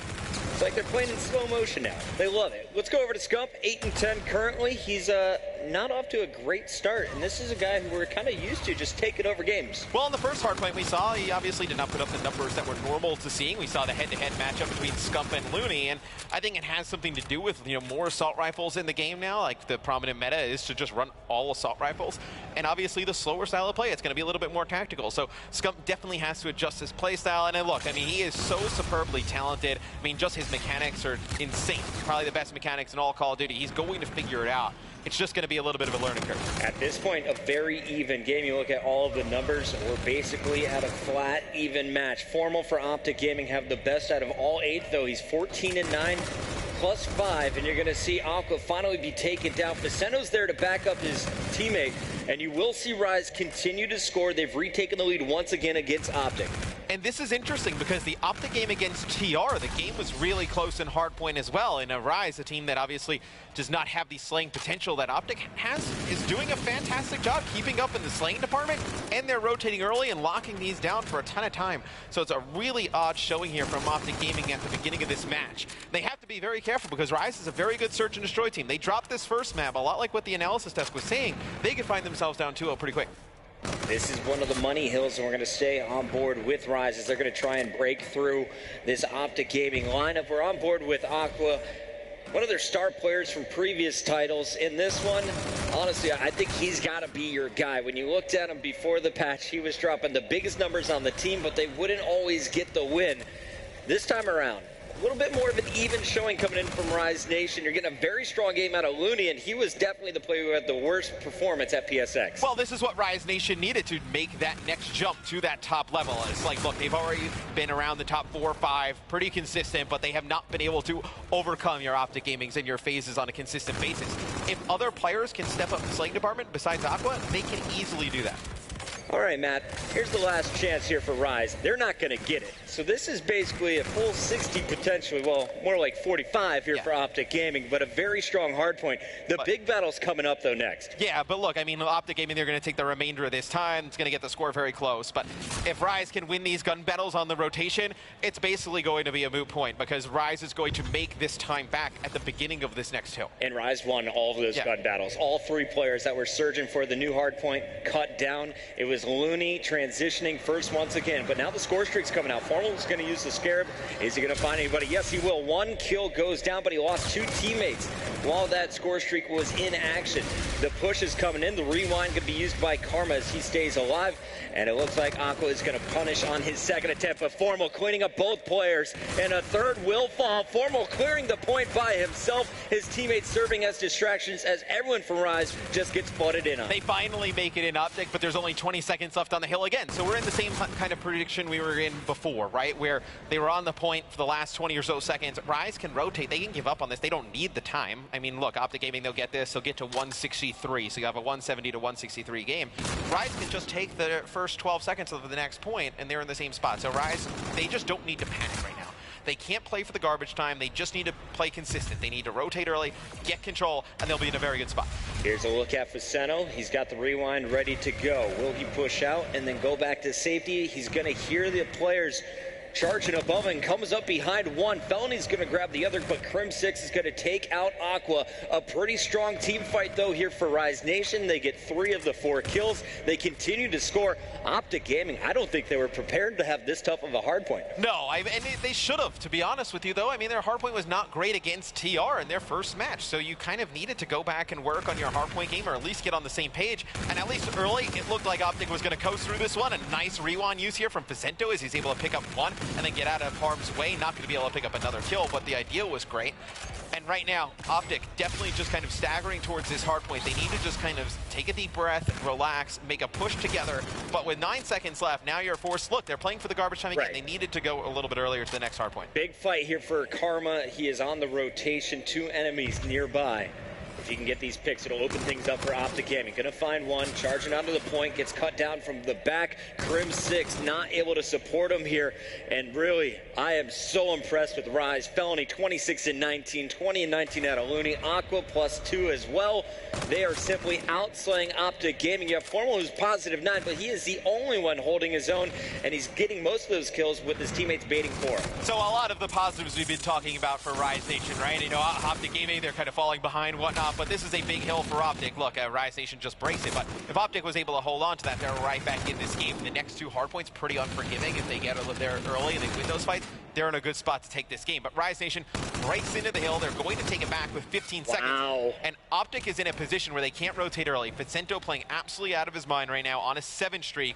Rotating to this next hardpoint, it's going to be big for Rise Nation. Optic needs to take that garbage time. And now if Rise Nation locks us down, it's game. Faceno, 2 big kills on the drill. Then, while retreating to this new hardpoint, was able to pick up 2 more. The missile's coming in, and he's going to land it a double as Scump and Crimsix are picked off. They're now 18 points away. They continue to score, and look at your mini-map. They all got to get past Looney, and even if that happens, you got Vicento working with Aqua. And Vicento's streak ends at 11, just opening the game up for Rise Nation. Looney needs to pick up this one kill, and that is going to be it. 250 to 197. Rise Nation coming out swinging. And that is a big map 1 win for Rise Nation because they feel really good about their search and destroy game. And now you look at it, they win that game 2. All the pressure's off in uplink game 3. All the pressure is off in the hardpoint game 4. Those are like free money for them. They win them, they end the series, great. If not, you know you have that game 5 in your back pocket. Let's take a look at some of these numbers here as Optic Gaming is going to talk about what went wrong for them in that game 1. Felony, 29 and 22, didn't quite drop the 30 bomb, but he was definitely on pace. Vicento, 28 kills, and you said how many? 11 in a row at the end?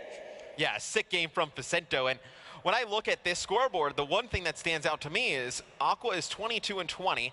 Not a huge performance out of him, but he has the most hill time on their team. So he's inside of the hardpoint picking up key engagements. It's not the Aqua where he's kind of roaming outside of the hill, just picking up like garbage kills, so to speak. Right. Like he's picking up meaningful kills, and he's putting his teammates in a position where they're able to succeed a little bit easier. You know, I tried to talk to Vicento before the match, tried to get him to, you know, smile, maybe lighten up before this battle. No, he's got his game face on, and you can see Vicento, he's always been this X Factor, all the way back to Advanced Warfare on Revenge. He was the guy, if he shows up, you are going to have a strong performance in those respawns. You're probably going to win the game. He definitely turned it on the last 3 minutes. Well, we saw some really close matches between Elevate and this Optic Gaming team last year. So when we saw them, I believe it was what, MLG Anaheim, they meet up in the finals, the Elevate team and Optic Gaming. We saw some good matches there. These teams always play each other a little bit tough. Now Looney in the mix instead of Nagafin. This team gets a little bit more slaying power. They can maybe contend with this Optic Gaming team. You're going to need that guy closest to the camera to go in. Scumpy, very quiet in our first respawn, but it's just one game in the best of 5. We still got to search and destroy. We're guaranteed to see some uplink, and I have a feeling we're going to see a game 4. Yeah, I think we will as well. I can't imagine this goes a 3-0 in favor of Rise Nation. I feel like Rise, they're a very good team, but I can't imagine you're going to shut out Optic. Well, speaking of Rise Nation, if you want to watch any of these players' individual feeds, you can do it right now on MLG.tv. Go ahead, click on the rosters on the right. You can watch the individual POVs. You can watch the team POV. It's pretty sick. Or you can watch the broadcast with Matt and I controlling it. But I really love taking some time just watching one player's point of view. You can learn so much with what they do for the team. They don't always go for the engagements. Oftentimes, you're going to see the unsung heroes are the ones in the back setting them up. Yeah, and this is something I know fans have been asking for a really long time. Like, I want to watch from Scump's POV. I want to watch him do crazy things in the respawns and whatnot. And now you're actually able to do it. It's an awesome feature. I remember when they showed us like a few weeks ago, I was like, this is awesome. We're like, well, you guys have this done already? This is ready for this one? It's like, who built this? And all of the background player information you could ever want on your player. Yeah. So game number 1, it's in the books. It was all Rise Nation. We're going into a search and destroy now. And honestly, I'm really looking forward to seeing, is Rise going to be able to get off to that 2-0 start? Because you have a very strong S&D player in Felony on this lineup. Well, this is what Rise considers their best game mode. I think without a doubt. This is the one that they go into feeling the most confident. So after you win that game 1, obviously your confidence is sky high. You didn't expect to win it. And now slay Optic in it. So you go into the search and destroy, you're feeling pretty good. If they do win the S&D, I still don't feel great about Rise Nation in terms of the series, though. No? No, not really. You see a reverse sweep happening, no matter what. We've seen a lot of, we saw the first Cloud9 game. Yep, TK. TK reverse sweep. It almost happens again to Cloud9.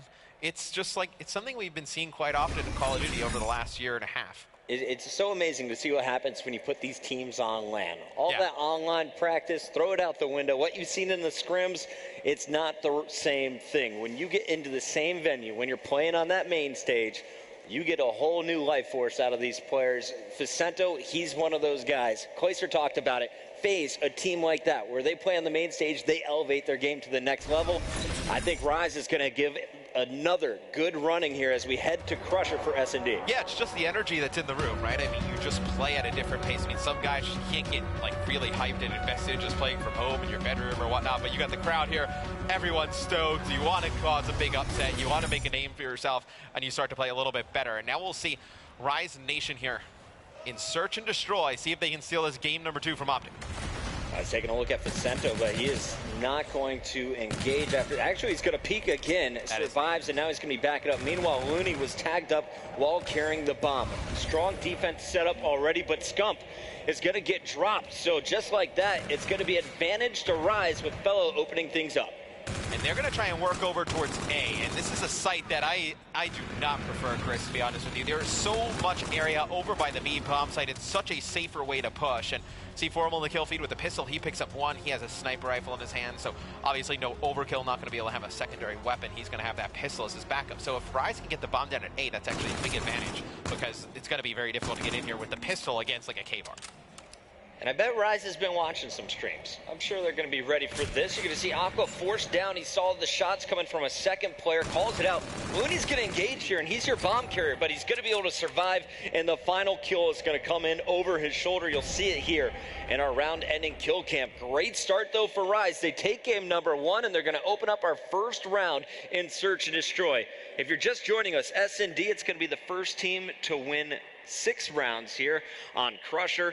We'll be switching sides every single round with one team attacking, the other one defending. This time, it's going to be Optic on the attack. Who's your player to watch, Matt? No, I want to actually see Scump. He's going to have the bomb in his hands, had a rough game 1. I want to see if he can kind of bounce back here in the S&D. And I know, obviously, Scump phenomenal in the response. It was like a knock on him for a while. Like maybe he's not as strong in Search. I feel like Lasher, who's a very good S&D player.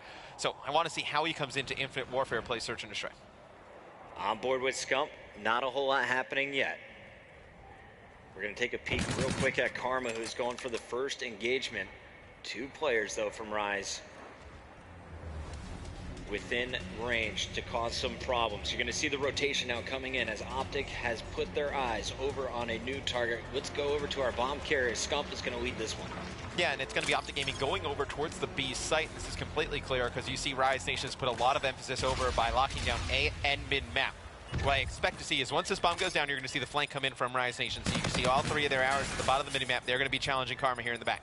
Yeah, but Karma was ready for it. He was just jumping, peeking, making sure he's not going too high, has enough cover. He's got plenty of help with him. That's Crim6 right next to him, and now Formal is going to be rotating. Scump, he's going to get up close and personal. Will be dropped, but Crim is there to trade it out. And we're going to see just one player left. It's Vicento in a 1v4, and the spray is going to get one, but he'll be cut down. 1-1 here after our first 2 rounds. I'm waking up, and it seems like Optic Gaming is as well. Yeah, they need to right away. You see they win a good round there. They knew the flank was coming in. As soon as they got the bomb down, as soon as Karma picks up that first kill, and he's able to stay alive, that just makes the round so much easier for Optic Gaming. Rise Nation back on the attack. Last time it was Looney, your bomb carrier. He currently sits at 2-1. Vicento, a pretty solid S&D game to open things up as well. And it looks like this time around we have a new path for our attacking lineup. You can see Optic Gaming, those green arrows on the defense. The first battle that might go down, and it is going to be won by Felony. Meanwhile, Looney is going to get to this site safely.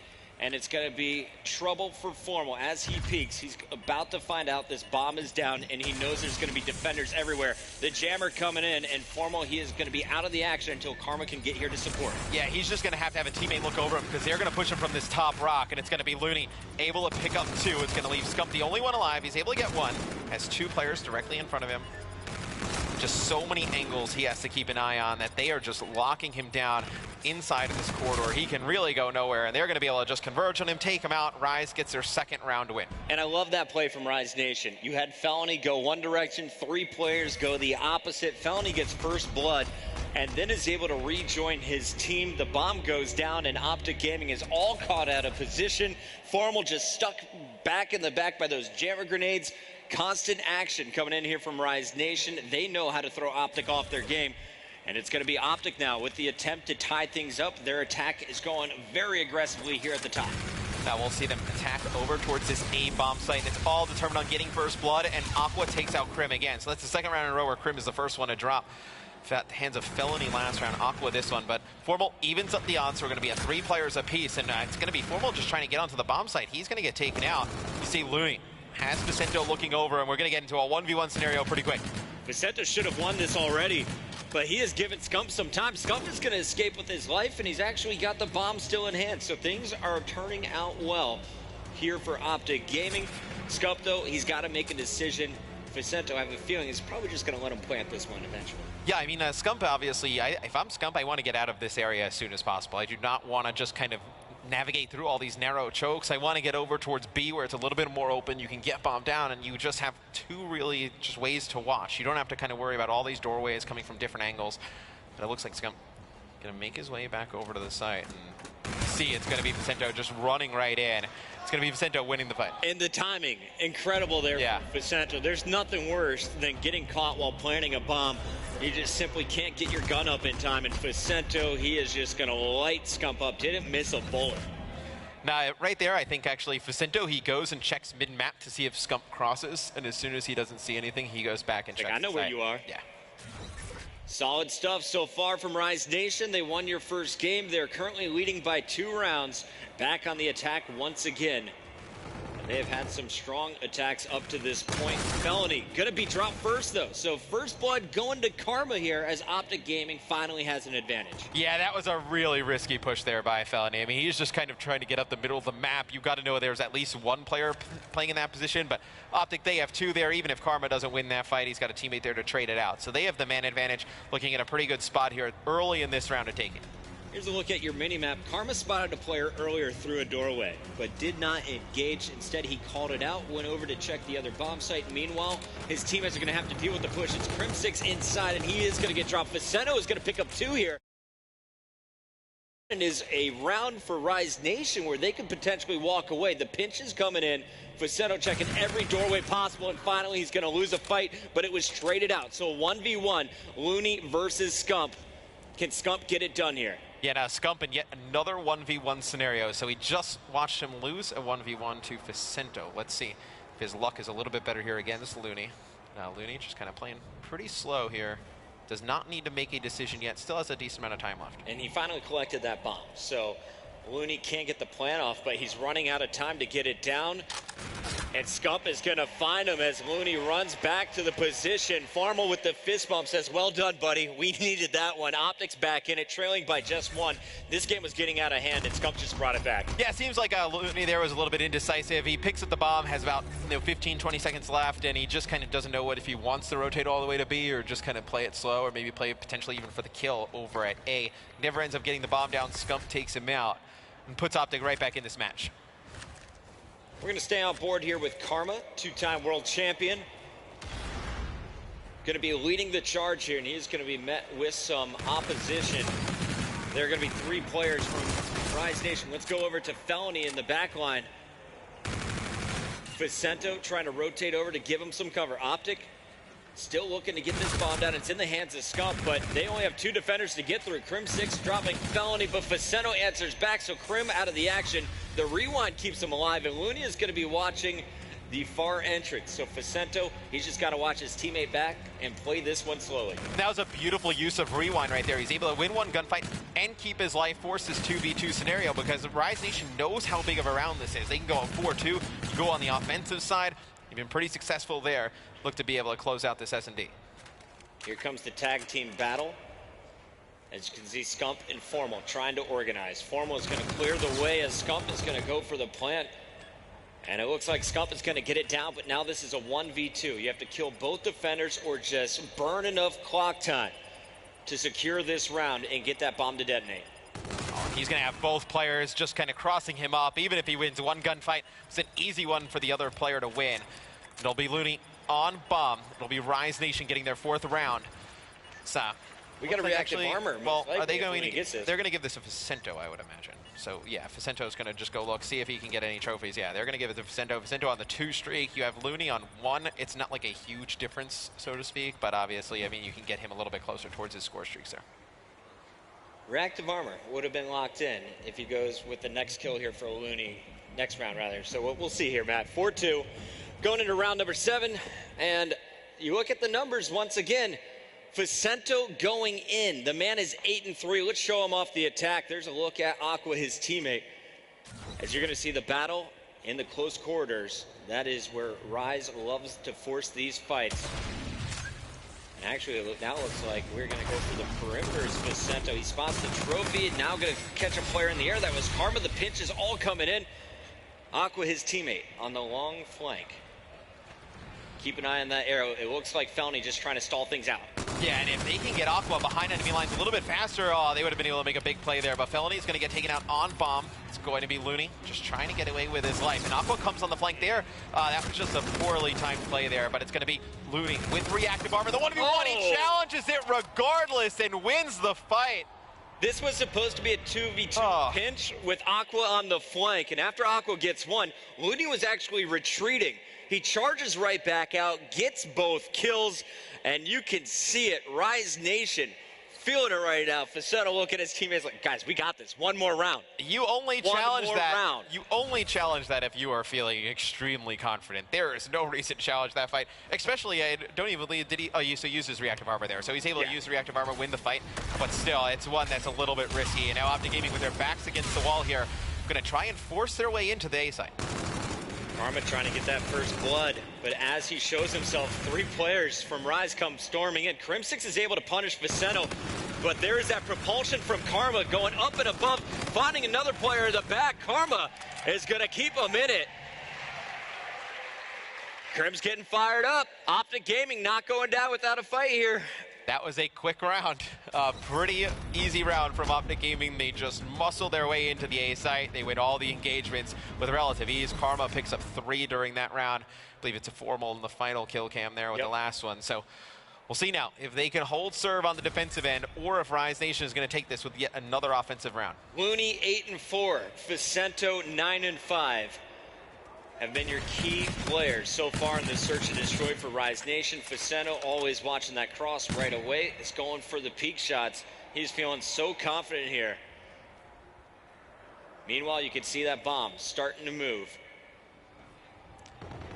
So this is a delay over towards the site, and I really like this decision because what happened, what you saw with all the green arrows on defense is they all went into A, they saw no push, so they started to back out because you figure, okay, well, we don't want to give up the B site right away.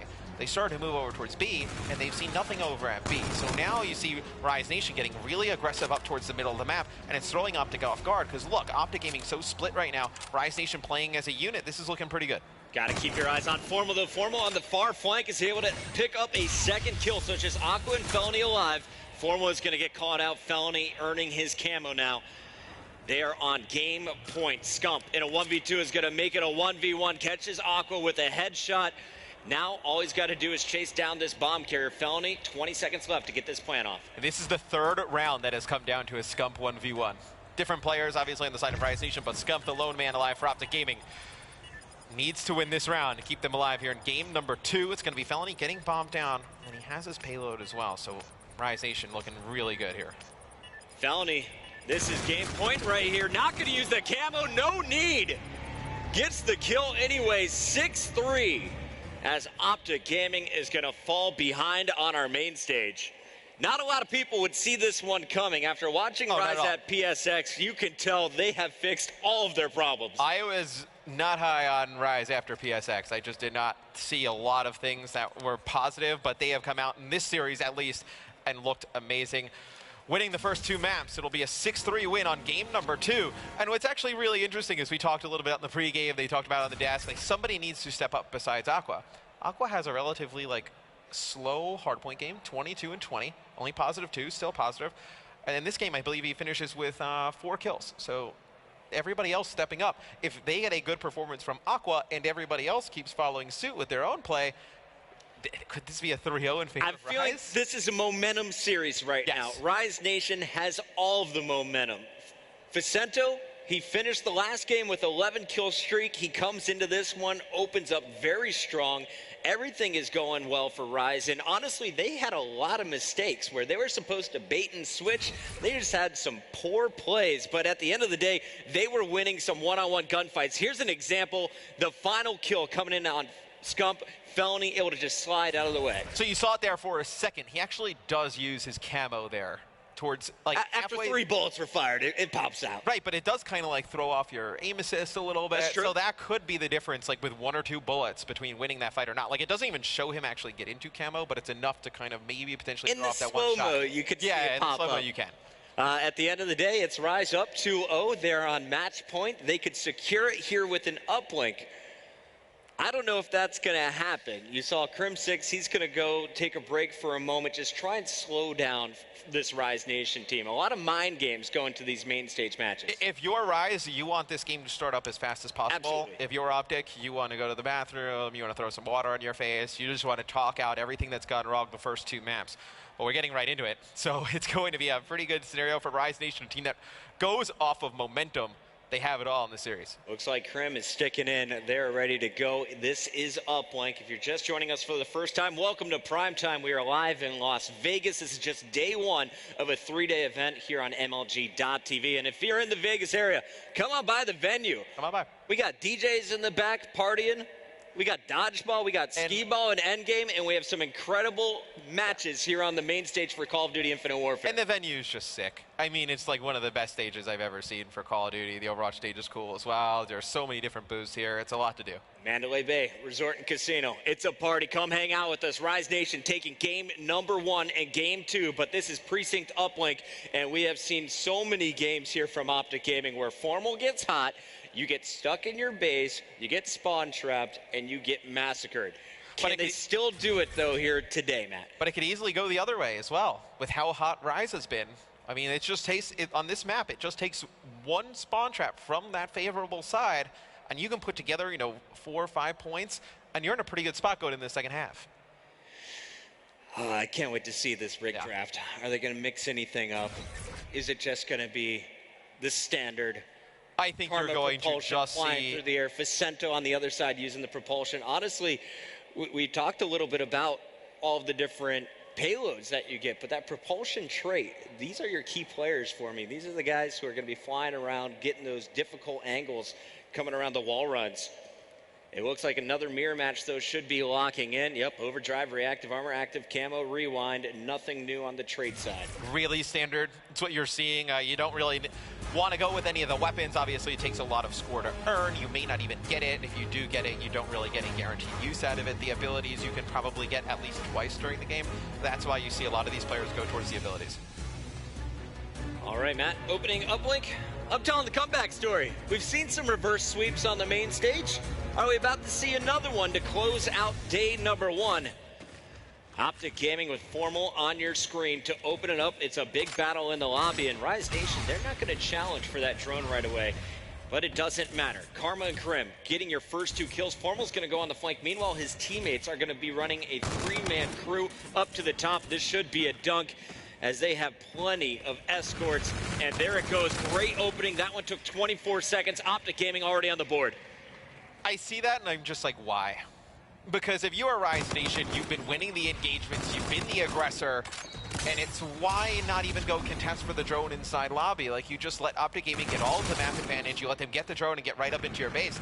This actually happened in the TK Cloud9 match that I cast a little bit earlier. TK came out, had a phenomenal first half, they were the aggressor, they did the same thing, and that's the only points that Cloud9 got. You can't try and play it safe here in Infinite Warfare. It's not going to pay off for you. Formal this time going to be leading the charge. Right behind him is Scump with the drone, and as Formal drops, it's going to be Crim6 taking up that position. Here is dunk number 2, 1:05, already 4 points. And we talked about how snowbally this map can get, that right now Rise has like played themselves into this situation, like just like being so passive at the beginning of the game that Optic Gaming, they get 4 points with relative ease. I mean, they don't even have to really kind of work for them. They've given them map control. Granted, they picked the kills at the base, so those are huge.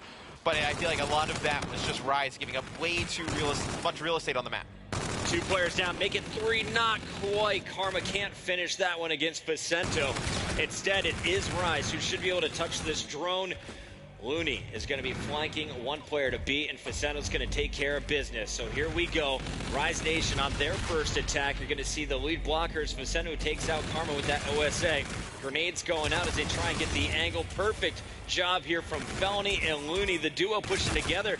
But as Felony falls, Looney doesn't predict the killer from up top, and Karma is going to save the day. Some big defensive kills, and now it's Optic back on the attack. Yeah, and that drone ends up in a really bad spot. It's like right underneath the lip, jumping up towards the goal, and it's very easy because Optic can watch it from 2 angles, right? You can have Karma, who's underneath the goal, watch that back statue area, or you have players from construction just watching the cross where you're not even able to get the drone. Looney with a 2-piece is going to open things up. Skunk just trying to stay alive, but this statue is finally going to fall.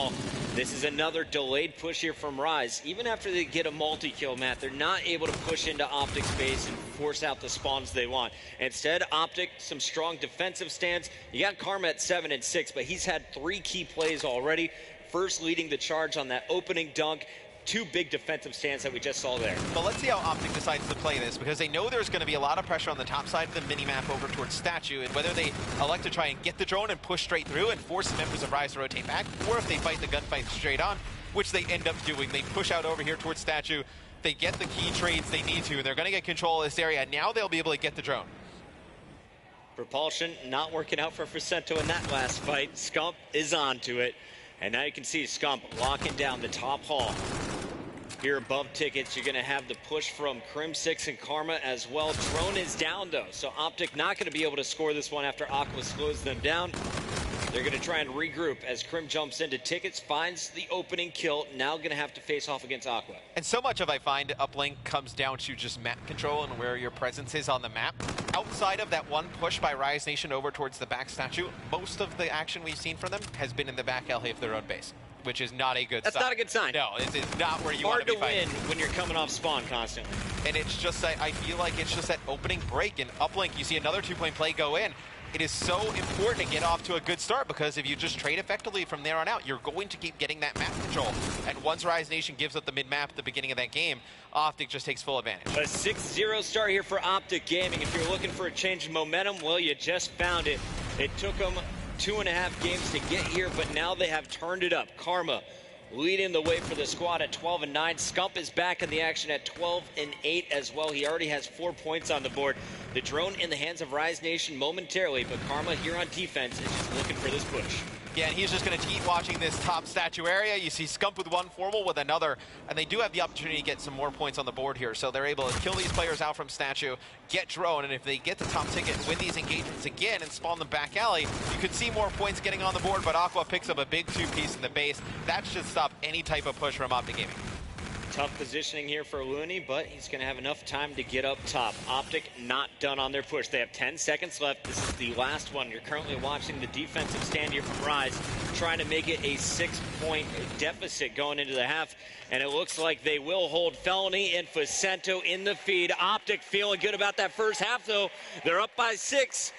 All they got to do now, keep up this pressure. I'd say don't even try and play safe, Matt. You got to put Rise on the back foot. So I want to see how Optic plays at the beginning of this second half, whether they try and challenge through drone or whether they play a little bit more defensive on their side of the map and make the same mistake that I think Rise Nation did.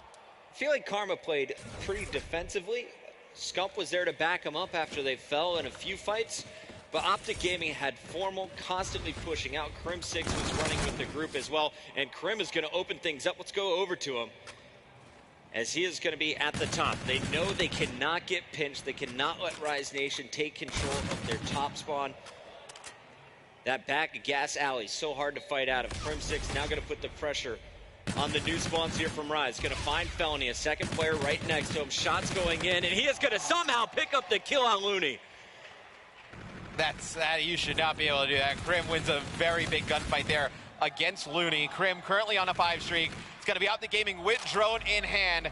Looks like we're going to see a 2-point play go in. It's going to be 8-0 in favor of Optic Gaming. They have control of the drone spawn as well. Things are falling apart here for Rise. And it seems like the people in Vegas just woke up as well. The Optic chant starting here in the venue as we have another dunk incoming. They lost their blocker, but it doesn't matter. Crim6 puts 2 on the board, and Formal is going to stop the push coming in from Rise. Now Crim currently on a 7 streak. Jinxed them. It's going to be Aqua able to take him out. It's going to be 10-0 though in favor of Optic Gaming. The drone in hands of Rise Nation. They do get a 2-point play here. So they answer back. They get control of top ticket. They're able to run one through. It's going to be Crim calling down his streaks. Not going to get anything for it. They are fortunate though. Rise is not starting to get Optic in their back alley. Felony accidentally killed Aqua, and that's actually going to turn the tide of this fight because Rise Nation was starting to pinch Optic in the base. After scoring, Crim6 wasn't able to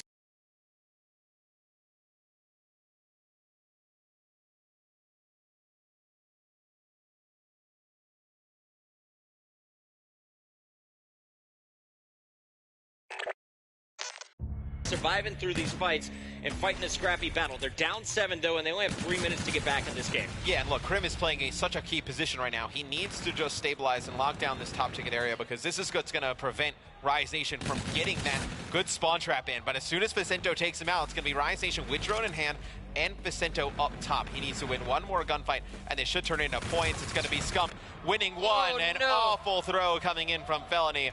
Should have been a one-point play.